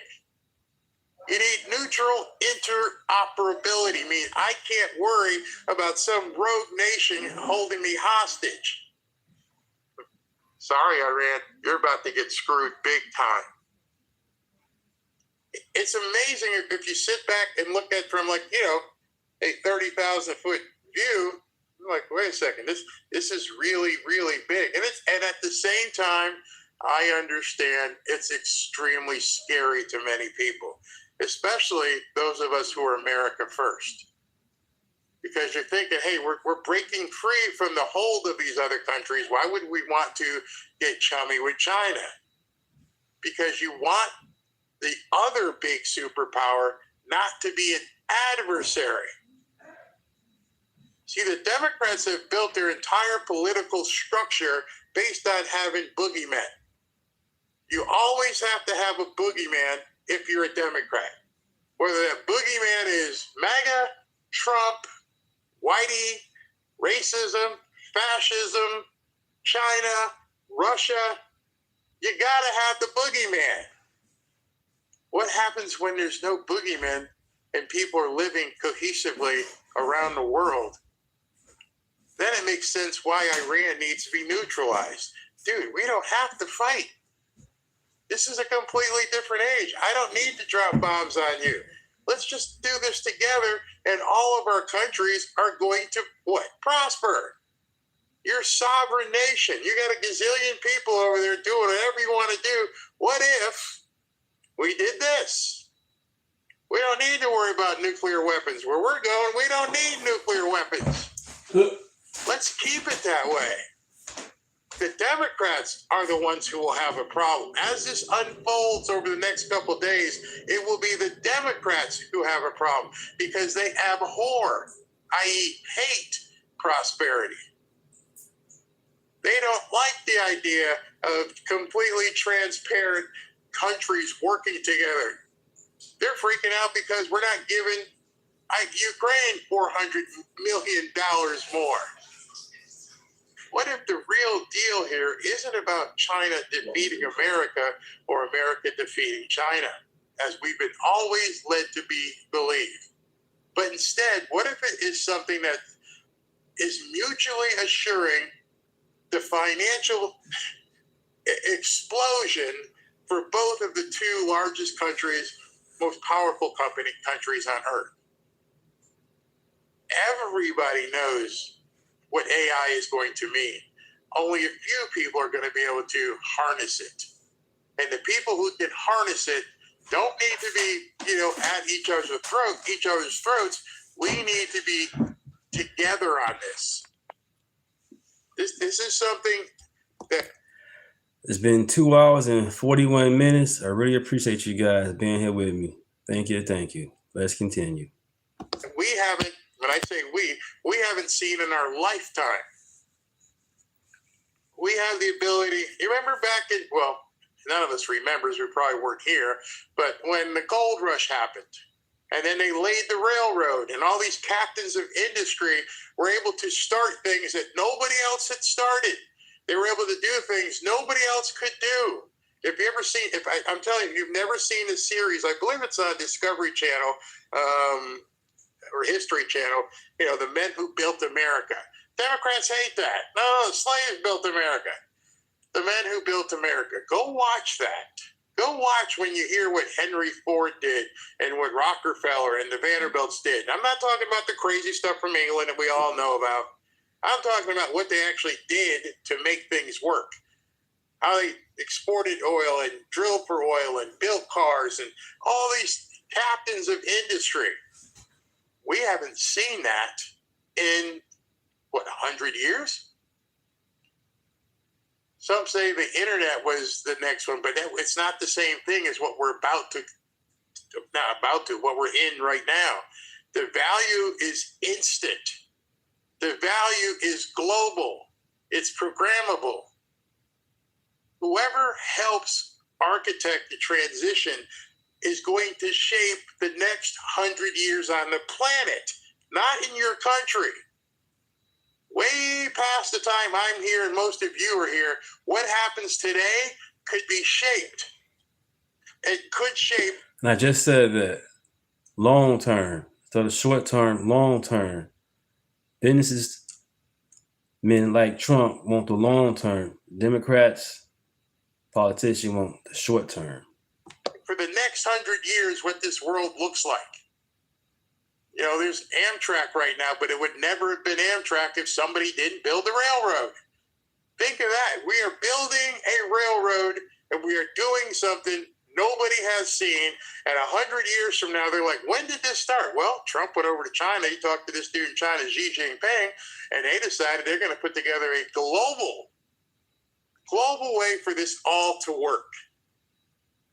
Maybe that's why the payment giants and, you know, the asset managers and the chip manufacturers and aerospace leaders and tokenization infrastructure firms all suddenly want to show up in the same room today. Have you thought about that? See, what I'm telling you right now, probably a lot of people don't talk about, and what I'm telling you right now, a lot of people don't comprehend. There's a reason all these people are in China in the same room today, because it's not Trump with just Marco Rubio. I don't even know if Marco Rubio went. Yeah, he went. It's not a Secretary of State. It's not an ambassador. It's not Pete Hegseth. It's not talking war. The people in that room should have the light bulbs going off in your head right now saying, OMG, this is so big. I read somebody on Twitter said, put everything you got in the stock market. Now, I will never say that because I don't want people to absorb losses. But what we're going to see in the next probably 3 to 4 days is going to make people billions. Billions. They're not over there to have tea and crumpets. They collectively represent trillions of dollars of capital. If you looked at the market capitalization of the companies that are sitting in front of Xi Jinping, they don't need to waste their time, energy to go over there and talk, you know, tea and crumpets. They're out there about emerging and creating a completely immense world economy.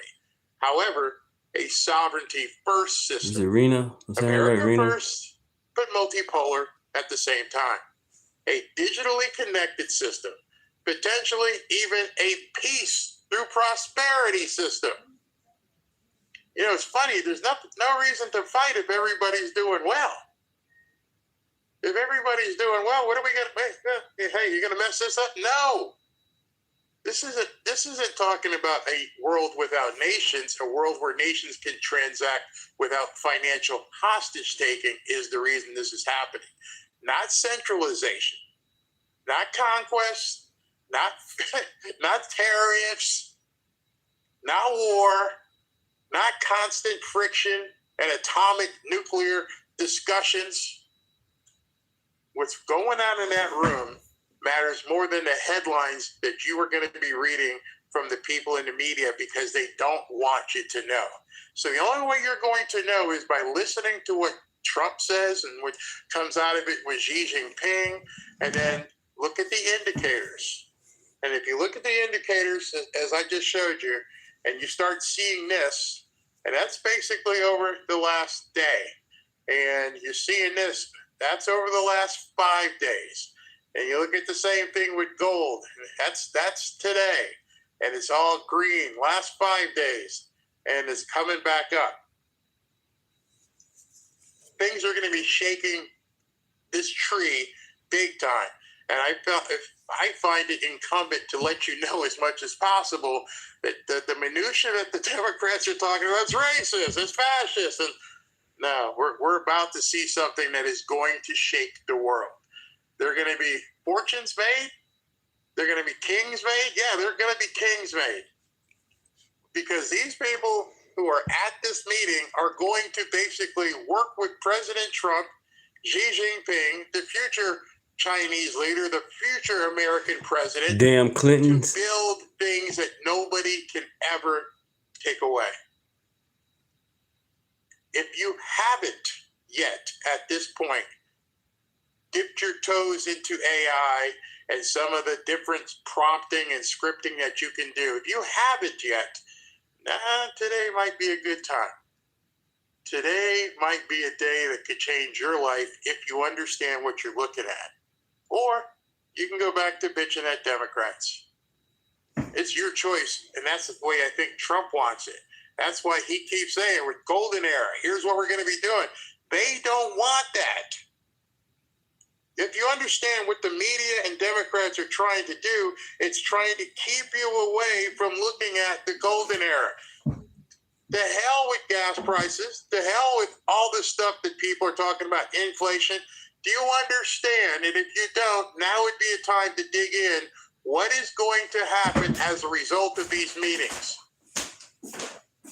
They need you to focus on the minutia. Oh, gas is expensive today. Oh my God. Because they don't want you seeing, whoa, are we going to be able to do all this stuff the way they're talking? I don't know about you. I'm ready. I am so ready for this. So I'm excited, as you can tell. Very, very excited. SB, is SB in here? Yeah, there he is. What's up, man? Hey, good afternoon, sir. How you been? I'm doing all right. You know, a lot of stuff's happening in the United States, and I'm hearing this going on a lot today.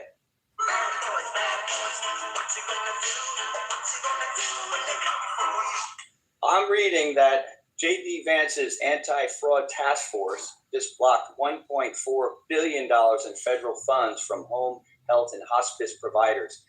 90% of the folks that had the funds blocked didn't even reach out to get them restored. So there's a lot of fraud going on. So J.D. Vance basically has said to every state in the union, address fraud or lose federal Medicaid funding.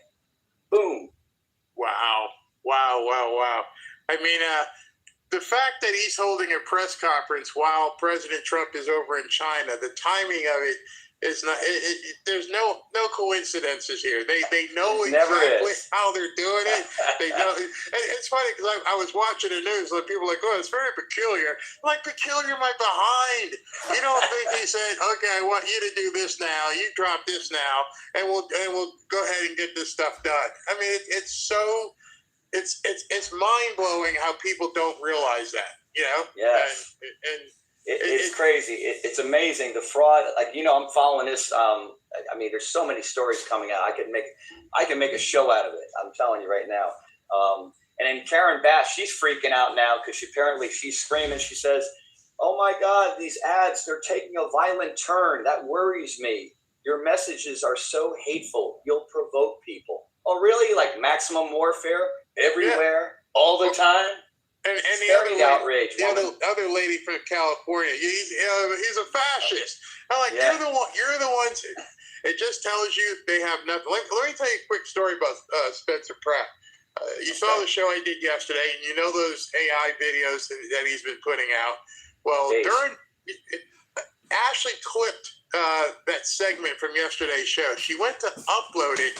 And as soon as she uploaded, YouTube said, "Nope, can't use it." And I'm like, "Wait a second here. Are you seriously? You're that afraid of Spencer Pratt winning that you don't want that AI stuff to even be shown? We don't even want you. It's too violent." See, the Democrats understand the words that they say and who they say them to, and just by saying it's violent, all of a sudden you can't show them things on YouTube.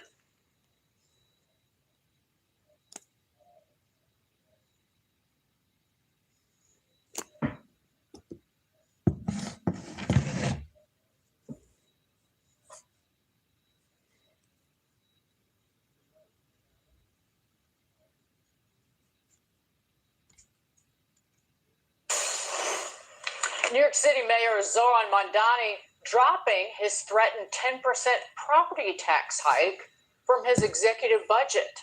It comes after facing a wall of opposition from his own city council and after credit rating agencies downgraded the city's outlook. This is Black Conservative Perspective 54 minutes ago when he uploaded this. 54 minutes ago. To negative. Not to mention a financial situation he has called a, quote, generational fiscal crisis that rivals the Great Recession. This is an important admission that property tax hike would hurt people who can't afford it. I mean, I just so you know, That's right. Vote red, baby. Welcome to the chat. Right. Vote red. Never thought that he was serious about it. If you're a Democrat, it's okay. Vote red at least one time in your life. If you're a Democrat or a lefty, vote red. You won't be misled. about this, and I don't think anybody else really did, because, I mean, this really goes right after working class New Yorkers. It's kind of like the people he's trying to make the city more affordable for. He was just making it less affordable. The real question is, if you drop this, does this Subscribe to the channel if you haven't already. Subscribe. Let's grow. Let's grow. I think that's where it's a heightened chance now. I have an answer for you. And it's probably yes, unless now this is where it gets interesting. Does Kathy Hochul cave on income tax increases? Does she cave on the corporate tax increase? I thought you sent them. Thank you so much. Let's do it. Name's Deunta. Thank you. $4 billion, which means that in the last 2 years, the state has given New York City $8 billion.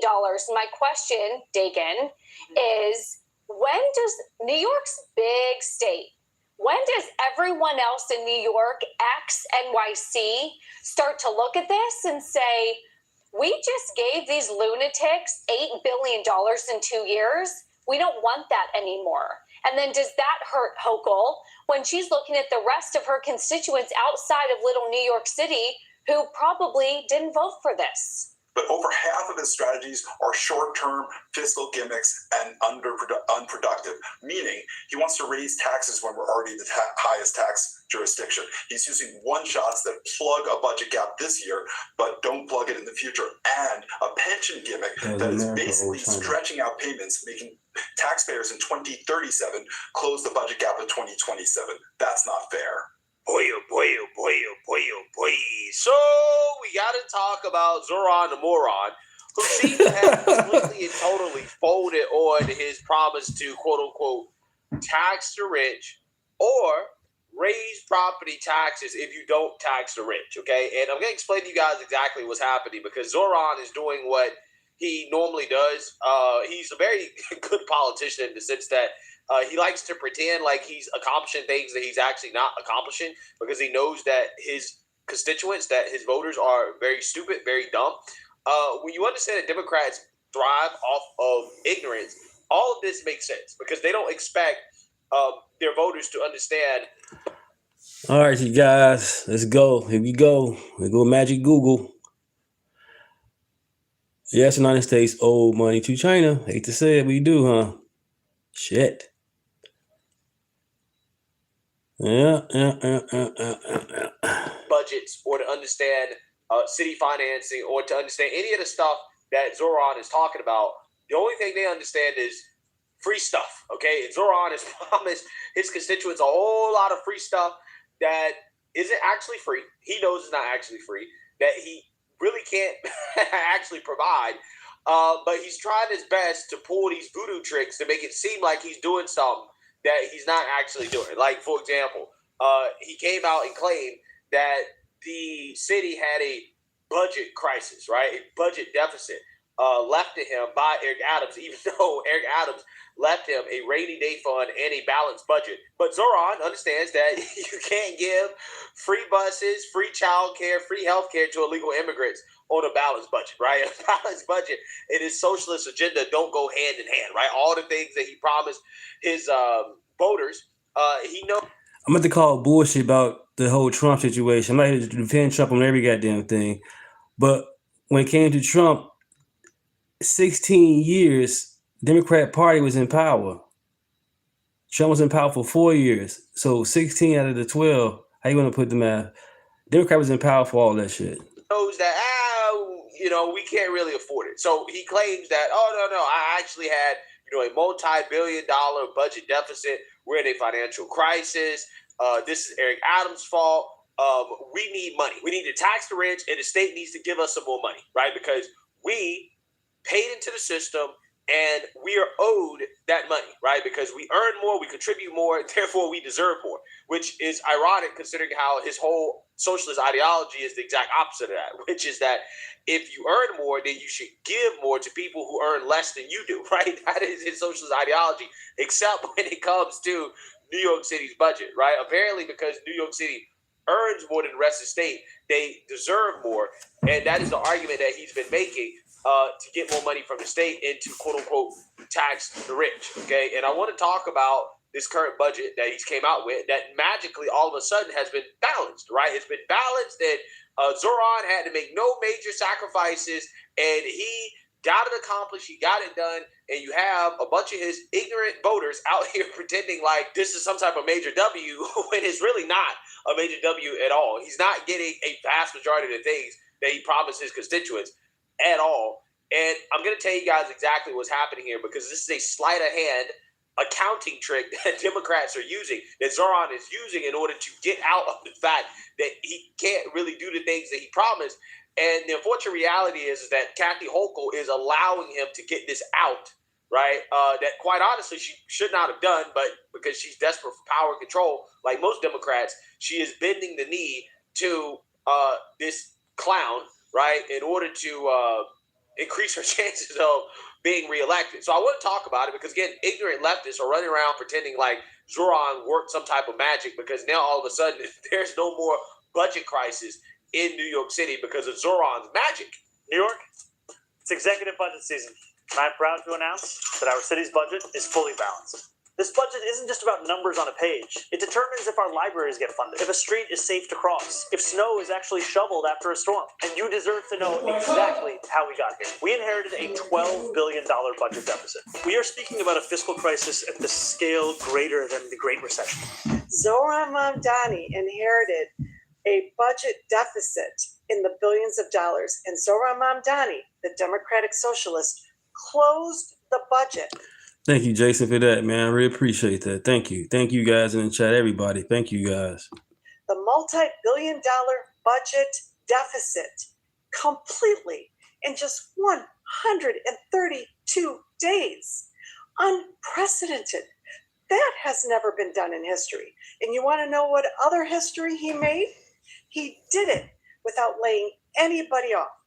He did it by not cutting any services to taxpayers. And he did it by not raising any property taxes. Yeah, so you see that, you heard that. Again, I just find it to be hilarious because I've seen so many reactions like this from leftists pretending like Zoran just works some magic when really they're getting bamboozled, right? They're getting hoodwinked, led astray, run amok. Democrats thrive based off this idea that their voters are ignorant or dumb. And you see it every single day. I see it every single day covering politics, right? It's like, bro, only a dummy would believe that Zoran worked some magic here in order to make this work. He certainly did not really balance the budget in the way that most people are thinking. He got a handout from the state and claimed victory, even though he didn't really get much of what he promised his constituents. But let's talk about it. Some random guy speaks. How you doing, man? Welcome to the chat. Mamdani unveiling his 2027 budget proposal today. Welcome to the chat. Name is Deunta. Welcome. Budget deficit. It does include some controversy. Doing great, man. It's a beautiful Wednesday, man. Out here in Rockford. Sunny day. Can't complain. Oh, well, thank you, man. Appreciate you been following me, man. Appreciate it. Controversial cuts. Fox 6's Morgan Mackay is live at City Hall with all the details. Morgan. Hey, Stephen, Natasha. So Mayor Zoran Mamdani's budget plan he released today officially closes the city's budget gap without raising property taxes and without draining the city's reserves. Now, this is in large part due to Governor Kathy Hochul, who swooped in to provide the city with an extra $8 billion in extra revenue and savings over the next 2 years. Now, Mamdani had threatened to raise property taxes and drain the city's reserves if state lawmakers didn't hike taxes on millionaires and corporations. Now, this threat was dead on arrival in the city council, but 3 of the largest credit rating agencies also warned that they might downgrade the city's bond rating as a result. I'm ultra MAGA regardless. With Trump out of office or whatever, I'm ultra MAGA regardless because I'm an American, period. So I'm gonna rock my hat when Trump leaves and whatever from there. But yeah, MAGA, ultra MAGA.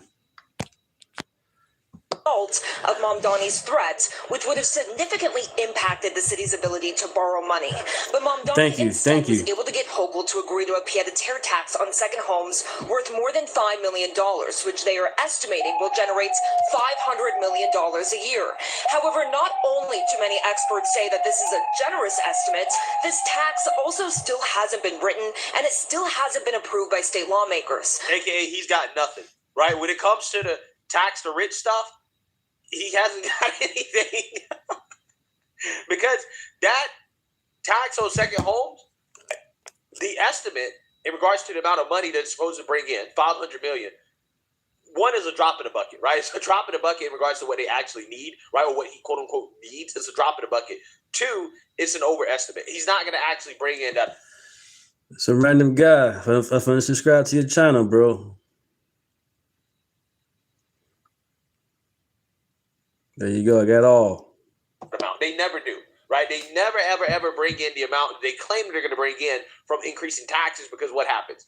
People leave, right? People avoid the tax. So they never actually bring in that amount of money, and that is not even set in stone. Like there's nothing actually there yet, right, on that. So he didn't get that. He's folding on the property tax increase. Let's actually figure out exactly what Zoran got here, right?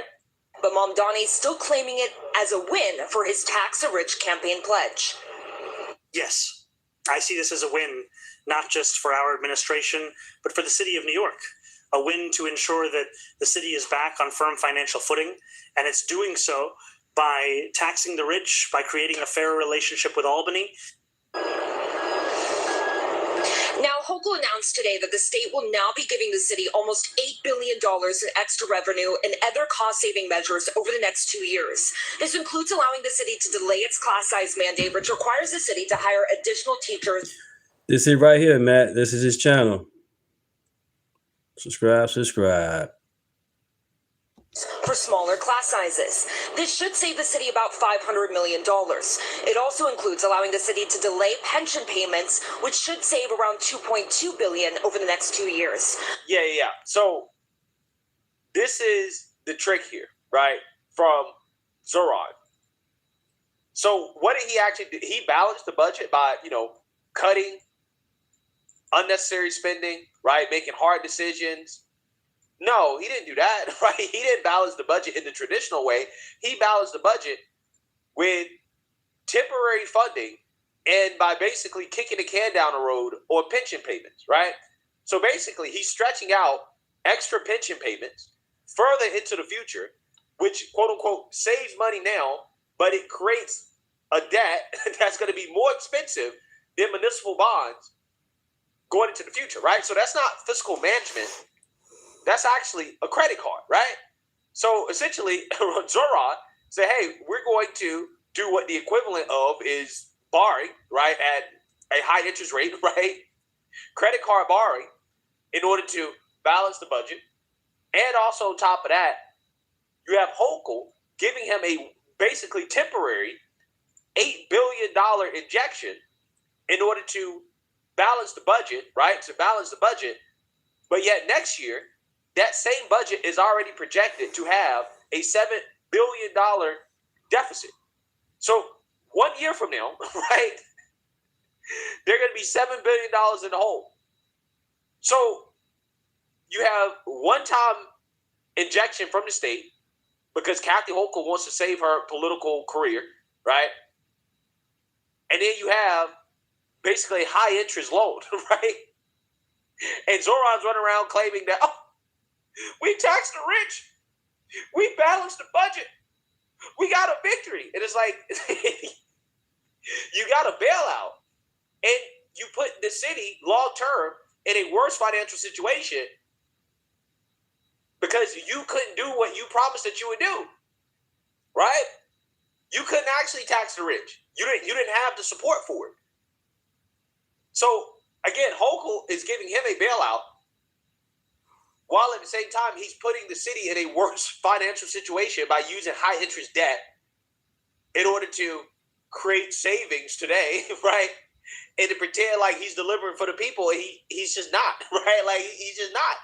This type of stuff, again, this is politician stuff. This is why our quote unquote democracy is so weak, right? This is why we have to suffer so much, because politicians make decisions based off short-term incentives rather than what's best for a city long-term. Mandami said, hey, we're going to wreck the city financially. We're going to pay for permanent entitlements with temporary money, because he's going to use some of that money, that $8 billion. Some of that is going to go towards his so-called universal child care, aka child care, daycare for illegals, right? Which is a permanent entitlement, right? He's creating permanent entitlements with temporary money. So he doesn't know if he's going to get that same amount of money next year from Hochul again, right? So next year he's going to go back. He's going to have to go right back to Hochul if she's in office, right? Depending on who's in office, and demand that same amount of money in order to. That's how they get you with the word Democrat socialist. She's just a socialist, you know. That's how they get people. Oh, the Madonna, he's cool. He's a Democrat socialist. Put the word Democrat, everybody cool with it. No. Socialist, Democrat, they both don't go hand in hand on the real. Man. Avoid kicking people off of this program that he funded with state money. Now, the reality is that money is not free. That money comes from upstate New York. It comes from everywhere else outside of New York City. So guess what? Hochul, because she's trying to save her own political career, basically just gave money from upstate New Yorkers, from red state New Yorkers, just gave it to New York City as a bailout so that she could avoid Zoran turning his voters against her as she tries to run against Bruce Blakeman to be reelected as governor. That's exactly what's happening here. Is politicians doing sleight of hand tricks with the budget instead of making the tough, hard decisions that need to be made to actually address the structural deficit. No. They're robbing Peter to pay Paul so that they can save themselves in the election because they believe that their voters are dumb. Well, the voters are never. Yeah, I saw what Trump said about, they asked about the American situation. He's like, I ain't thinking about that right now. I'm thinking about Iran not having nukes. Okay. He's still our president. I'm cool with that. I don't like everything Trump says it does, but hey, he's our president. I'm cool with it and I voted for him. We're going to figure out that this money is temporary, that this money actually comes from upstate New Yorkers, that it ain't free. They're never going to figure that out. They're too stupid. They're too dumb. Okay, they don't watch Wolfman, okay. Perspective, right? they're never going to find out. But again, when you actually pay attention to what's happening, you realize, okay, this is the problem with our country. This is why our country is in such a bad financial and fiscal shape at the federal and the state level. It's because of stuff like this. This should piss people off. You didn't address the real problem. You just kicked the can down the road, right? That's what you did. You kicked the can down the road and tried to claim victory. The real problem is that you're spending too much money. You have a spending problem and you refuse to cut spending. So again, what's going to happen? What's going to happen is, this is what's going to happen. It just depends on how the state operates, right? So Hochul is quote unquote giving Zoran this money for right now, but it's contingent based off what the state budget actually looks like. So this could go away if the state's budget actually does not allow for that $8 billion or so that is being given to the city. So he, it's up in the air about whether or not he's actually going to get it, but he's claiming that he's going to get it. And Hochul can promise it, but it's not really up to her. It's up to the state legislator whether or not they actually want to allocate that funding to New York City. So the state's budget is not done yet, but Zoran is basically running a premature victory lap based off money that actually hasn't been allocated to New York City yet. Damn. Right? So we really don't know if he's actually going to get this money. Okay. Don't but know. regardless, if he gets the money, then next year he's going to come back looking for the money again, and that's going to pressure whoever's in office to go through this process again because nobody wants to say that they took Right, away Wolf, man. the Damn, socialist man, childcare you right, from Wolf. the Good illegal one. immigrants, right? That's how the socialism scam works. You get people hooked on a government program, which is what Zoran is doing, with temporary funding, right? We're going to get people on this government program, and then next year, the politicians are pressured to continue it because, again, nobody wants to say they took away child care, right? Free child care. No politician wants to run on taking that away, right? So that's the issue. That's the problem. They're kicking the can down the road. They're just saying, hey, we don't want to take care of our responsibilities today. Let's just push it, to a later date. Let's put New York in a worse financial situation down the road. We'll let somebody else handle it. But today, we want to claim victory because we know that our voters are dumb and they're not actually going to be paying attention to what we're actually really doing, which is that we're screwing them longer term when austerity eventually has to happen, right? It's going to be a lot more painful. But that's politics, right? That's how modern politics. Everything is based off short-term democracy, right? That's what it is. And this is what you get as a result. Mamdani also appointed chief savings officers at every city agency, which he says found $1.77 billion in savings. These savings include cutting contracts, modernizing technology, and giving up unused spaces. Now, Mamdani briefed both city and state lawmakers about his budget plan this morning. City Comptroller Mark Levine warned that some of these cost-saving measures are only temporary fixes. We've avoided drawing down on reserves at least, which would have really been unfortunate considering the environment. There still is a reliance on a number of one-shot measures, and those are tools that are then going to be off the table next year. Exactly. Now the city council must vote on this budget before July 1st. Reporting live from City Hall. Yeah. So this guy's a Democrat. He's the comptroller. He's the guy that's actually handling the money, right? And the reason why he's not that happy about this because he knows that Zoran didn't actually solve the problem, that they're screwed, right? Because this is only temporary. It really is just them saying, hey, we don't want to deal with this today. Let's deal with it tomorrow. And this guy is the one that has to make that work. So that's why he's not excited about it at all. President Trump is actually speaking out on this new budget from Zoran. And this is what President Trump has to say. He is finally distancing himself from this socialist, which he should have never got in bed with Zoran in the first place. But here we are. As political reporter Marcia Kramer explains, the new spending plan came with a warning from President Trump. A tax on the luxury second homes of rich people like hedge fund billionaire Ken Griffin, and elimination of a business tax credit affecting some 24,000 people, mostly millionaires, are two parts of the new budget that will allow Mayor Mamdani to say he's kept a campaign promise to tax the rich. It's also opened him up to criticism from President Trump, who says the mayor has to be nice to rich people so they won't leave. You got to cherish them. You got to bring them to the office. You got to meet them. You have to have dinner with them. You have to convince them not to leave. You're going to make their life great. The president on WABC radio talking about Ken Griffin's threat to take jobs and business to other states because the mayor made him the poster boy for his campaign to tax luxury second homes. You also have businessmen like Steve Ross, Ken Griffin, and others who've said they may take their business elsewhere. How worried are you about these warnings and these threats that in the long run could reduce the city's tax base? It's all good, bud. I hid them from the chat, delete them from the chat. They coming in talking stupid. Like you said, Trump is a billionaire. How is he don't know percentages or math? The man is a billionaire. When you keep New Yorkers safe at what are now record levels, you also create the environment for others to choose this city as their home. And we look to every business leader and prospective business leader to keep considering this city.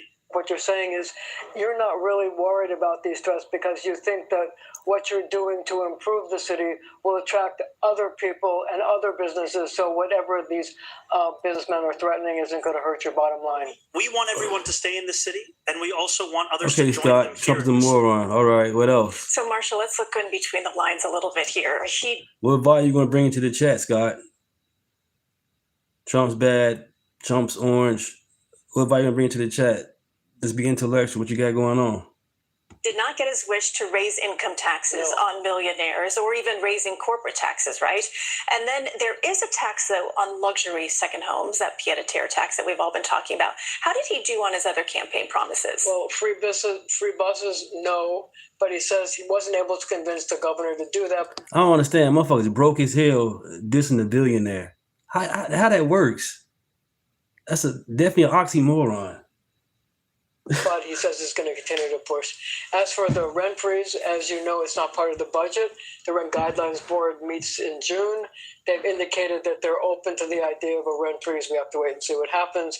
And on city-run supermarkets, he promised one in every borough. So far, there's just one he's proposing to build in Harlem. Okay, what's next? Well, first of all, the budget is not a done deal. The city council You has have to morals. hold hearings on So what's your morals? What's your morals? Because 34 felonies was all misdemeanors, and the banks want to do business with Trump. Period. What else? And then they were going to come back and say what they want to add to the budget. And I guess, they're going to ask for a couple of things. If I were going to bet, I would say they want more money for city thefts. That's the voucher program that will give people housing. Absolutely. All right. Well, we always like to hear your hunches. Yeah. So I'm an idiot, what but you're on my saying is channel. that Zoran got nothing. You can buy. Right? Like, he didn't really get anything. He got a bailout. That's it. That's all he got. But other than that, everything. Right. Like, what's it? AOC, Elon Musk calling Elon stupid. He's a multi-billionaire, down there a trillionaire, but you got AOC and Elon Omar called the man stupid. I don't understand that. These people are rich as hell, employing millions of people, but they stupid. Everything else he promised, he didn't really get it. But he's pretending like he did something. It's just so funny. It's so funny to watch this stuff and to watch these leftists run How around is he here ripping pretend us like off? This guy's so great. Oh God, Zoran is changing everything. And I'm like, bro, he's simply just saddling you with high interest debt. He's pushing the problems down the road, making it worse, right? That somebody else eventually is gonna have to deal with. That's all he's doing, and he's just doing exactly what every standard politician does. Right? He's just better at lying about it, right? He's just better at lying about it. But, part of the reason why he's so good at it is because he knows that the people that he's appealing to are stupid, right? They're dumb. So, hey, it is what it is. I don't understand. It costs money. Make sure you like, comment, and subscribe. Somebody got all that money. How you call them stupid? I don't get it. Sort of perspective. Peace. But y'all sure was happy when Trump sent them stimulus checks out. Trump put the stimulus checks out and he had his name on it. Y'all sure got it and cashed it, didn't you? He kind of surprised me a little bit because he said, John, I just want to tell you, I'm very serious about this. So you can talk about this. I'm serious about beginning a process to make Venezuela the fifth. Right. Starlink. I think Elon got Starlink overseas where internet can't get reached at, but he made it happen for them. But he's an idiot. The man providing all type of stuff for people, but he's an idiot. 51st state. Now, there's a rich history in this nation of taking territories and absorbing them into the United States. Puerto Rico is one that people talk about. But this would be the first time, to my knowledge, that a sovereign country was ever invited to join the United States of America. Ooh, well, they haven't been invited yet, but, it's on his radar, and there's a reason it's on his radar, and there's a reason why there would be no Puerto Rico, and it's because of, check it out, right above my left-hand shoulder. We're talking about a lot of oil right there in the Orinoco region, something like 303 billion barrels of oil. And the president's very focused on that, you see, because we need energy security. Joining me right now with a look at this very interesting and developing story, we have my good friend, Hans Humes, back on the show. Hans is just I want to give them a little sort of knowledge about you if they haven't met you on the program before, Hans. Hans is the guy that goes in. You're like the cleanup act, right? Because you're representing all the American bondholders that want to make sure that they get paid back. Thank you, guys. 2015. And so Thank you. Hans, and Hans will go in there and help basically make that country solvent again. And you've done it all over the world, right, Hans? Oh, yeah. Greece, Russia, Argentina, once or twice or three times. Ecuador, plenty of countries in Africa. Yep. So you've seen this movie before. You know how this works, and look. I mean, the Venezuela thing is fascinating. The way this has all been playing out. I have a big feeling that this is about something that's very important to the nation, very important to the hemisphere, and very important to the president. And that is, especially right now, oil, oil, oil. Yeah, I mean, oil, but it's also. Venezuela has gold, it's got diamonds, it's got huge amount of rare earths we need. So it's not just an energy story, it's a broad commodity story, as you said, to sort of establish our foothold to make sure that we have the raw materials for the coming decades. And frankly, a lot of people, it's amazing. You've got to love Donald Trump. He'll put something out there, and the amount of discussion that comes off the back of it is always entertaining. But in this particular I called case, you right away, by the way. Just you were my first call. Delcy Rodriguez did say at a big event yesterday, no, there's no way. We maintain our independence, et cetera. Of course, I don't think she really has a choice. She has to say that. Her country may not react well to this. You know, it's interesting. If you took a poll in Venezuela, whether it be a man on the street or, you know, the elite that send their kids to the same colleges that, you know, sort of the elite Americans go to, you'd be surprised how much, you know, maybe not overt support that you'd have for this, but you're dealing with a country that is arguably the most Americanized country in the world, certainly in Latin America. You know, this is a country, they won the World Baseball Classic.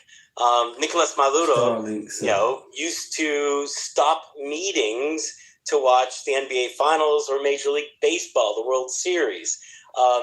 Everybody is Americanized there, and it's a reflection of the history of the country. You know, our oil companies, pretty much from the 19-teens, 1920s on,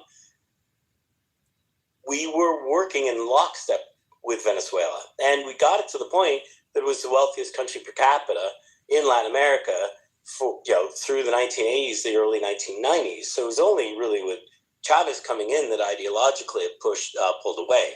So at the surface, what seems like maybe a far-fetched idea is actually brilliant. It's arguably the culmination, the genius culmination of the Donroe Doctrine. And whether or not Venezuela actually becomes a state, pushing the conversation to what it would take to make it a state addresses a lot of the issues that you're going to have to grapple with to make sure that the United States is the dominant economic partner of Venezuela. You know, look, I've believed this for a long time, and I've done a lot of reporting on this, and you and I knew each other long before that, actually, because I used to also call you with questions about Greece. You know, you were the only American on the Greek steering committee. I remember during the whole European debt crisis, which, you know, was really being led, of course, through the challenges of Greece. So we've known each other a long time, but I've covered Venezuela quite a bit. And to me, it's sort of like, yeah, you're sitting on a massive source of oil. We're talking about oil reserves proven that are bigger than that of Saudi Arabia. And it's right here, like in your own hemisphere. Like, why wouldn't you want that? Oh, 100%. I mean, listen, if I would probably tend to agree with many of the people in your audience that the United States stretching too far in the world and using up, you know, our wealth to sort of butt heads with different countries too far afield may not make that much sense. But Venezuela's in our backyard, as you said, you know, 2.5, 3 hours flight from Miami. They need to be part of our economic ecosystem. And again, energy is going to be the dominant story going forward. If you want to talk about AI, anything to do with growth and competing internationally, you're going to have a lock on oil, and Venezuela's got the largest proven oil reserves. So whatever happens in the rest of the world, if you can get Venezuela from producing 1 million barrels a day, that's what's which up. is up from their trough of, 400, 500,000 barrels a day to 5, 6, 7 million barrels a day, they can do that. Wow. And that closes a lot of gaps. Yeah. Thanks, Wolfman, for subscribing. Really appreciate that. Thank you. Thank you, guys.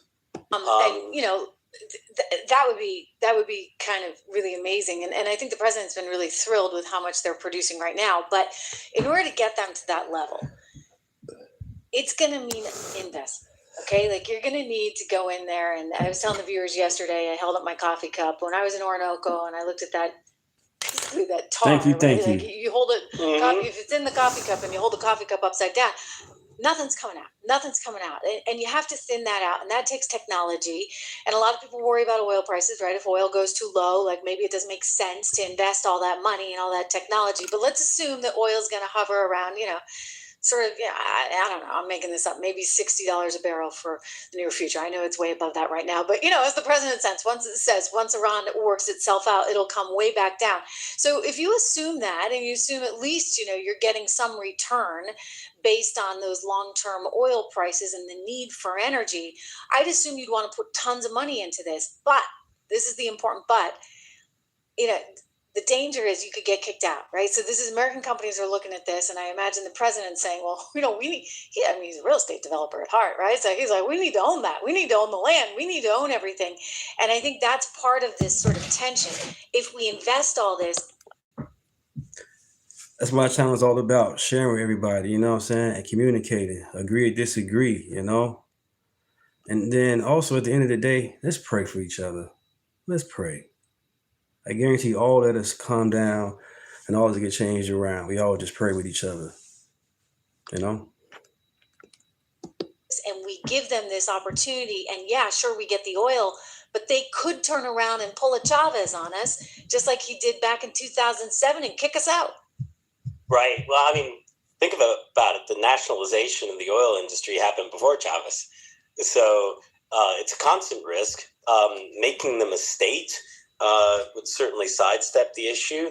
But the issues that you'd have to address in moving towards statehood are the ones you're going to have to address anyway. So you're right about the investment, but it's in the case of Venezuela, the cost of extraction isn't that high. What you have is a system that has basically disintegrated over the last few years because of lack of investment. So you've got a huge upfront investment to get everything operating. There is no question that the best companies in the world to do that are American. And I would apply that to other commodities as well. Having the United States be the dominant presence there economically is the answer to Venezuela's problems. The best way to make the U.S. dominant is make them part of us. Oh, that's what's up, bud, man. What you're dealing with. So how many years you been doing that?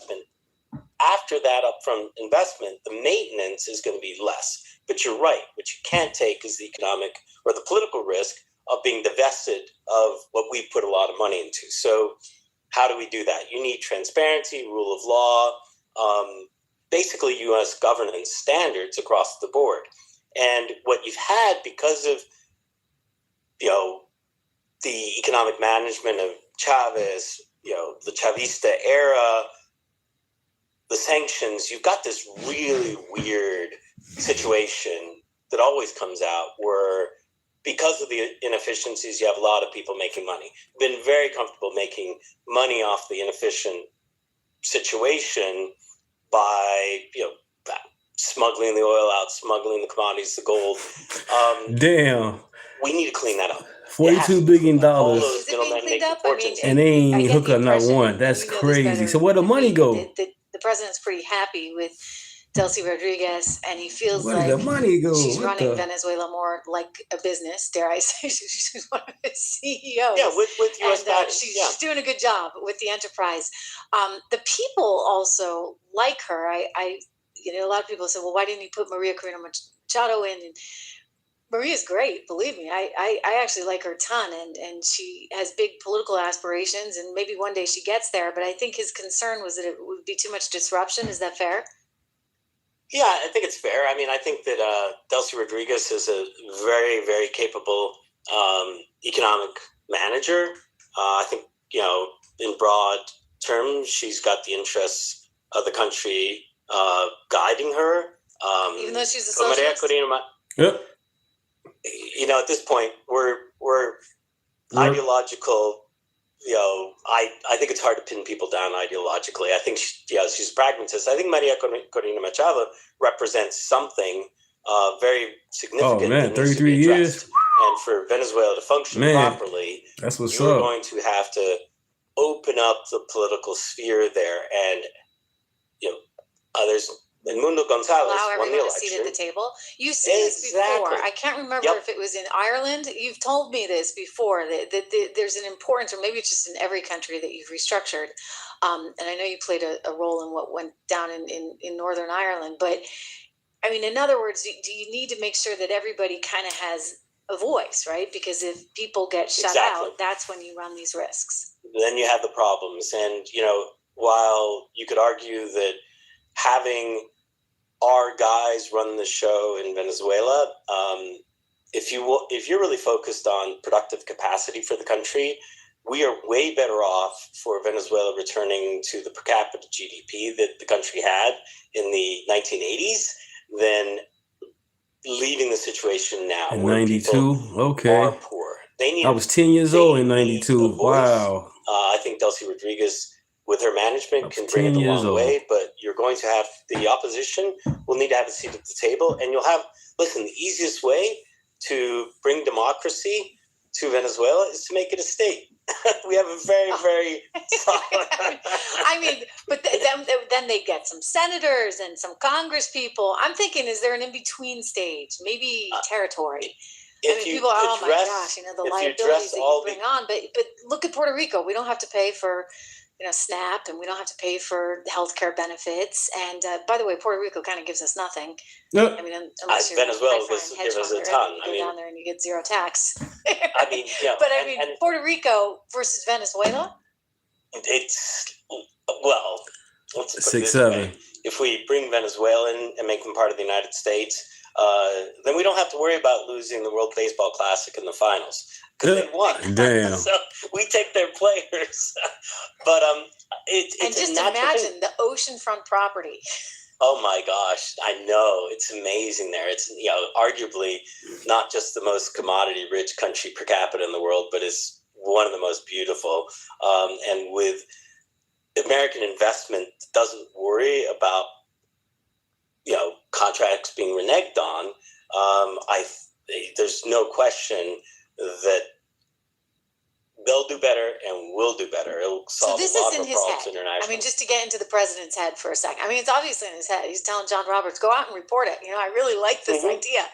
And I'm thinking, I know why he likes this idea. And I bet you Hans knows why he likes this idea. And it's because if you have that right consistency, you're going to encourage more and more investment. And it's a no-brainer from an investment perspective, except for the fact that you're always worried they may tear up the contracts. Yeah, I mean, I certainly think that Donald Trump is smart enough to realize that if you force the focus of the discussion on what would need to be done to make Venezuela a state, that will resolve a lot of the issues of, cleaning up the systems, making sure the institutions work, making sure that people have a voice. I mean, whatever you say about Donald Trump, I think he really does care about the people, and he wants the people to prosper. And I think he understands also that if you've got a happy population, you have a more productive country. So if you want to optimize petroleum production, make sure that people are well-fed, well-educated, the lights turn on. Making Venezuela part of the United States is probably the easiest solution. But even in addressing the issues of what would need to be done, then I think you can take the steps to resolve what we need to do to make Venezuela a fully operational economic partner in the United States, which is the best thing for us, and it's the best thing for them. I mean, you're talking about... When you, at first glance, and I'm looking at, I'm seeing, per capita income of $4,000, like, oh, what a nightmare. And then the flip side of that is the oil, right? And if you can get that oil up and running, it would be a home run for us. And we would then have a forever stake in benefiting from that upside. And I think, your point on the people is very interesting because, of course, everybody has a lot of pride, but at the same time, it's like getting adopted by a billionaire or something. And now finally you got a chance. You had all the makings to do something great. You just need a little capital behind you, and that would be the capital push.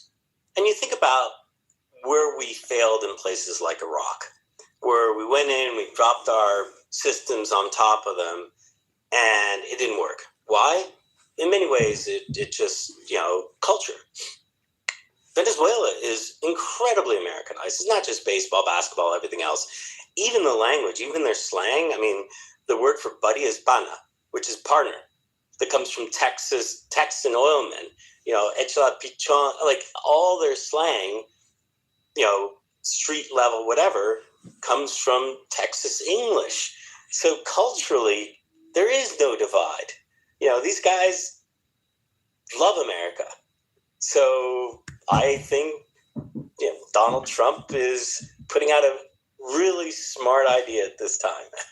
Well, he's been known to. He doesn't get a lot of credit for them, but he does have a few good ideas here and there. Hans, thank you for your perspective. It's always interesting to hear from you on all of this. Hans Humes, founder of Greylock Capital. I call you the banker to the world because basically he goes out there and you get these countries that are just a mess, and he puts them like into endorses before releasing it. Texas. This is Doug in Exile. This is the same guy who created Earthworm Jim.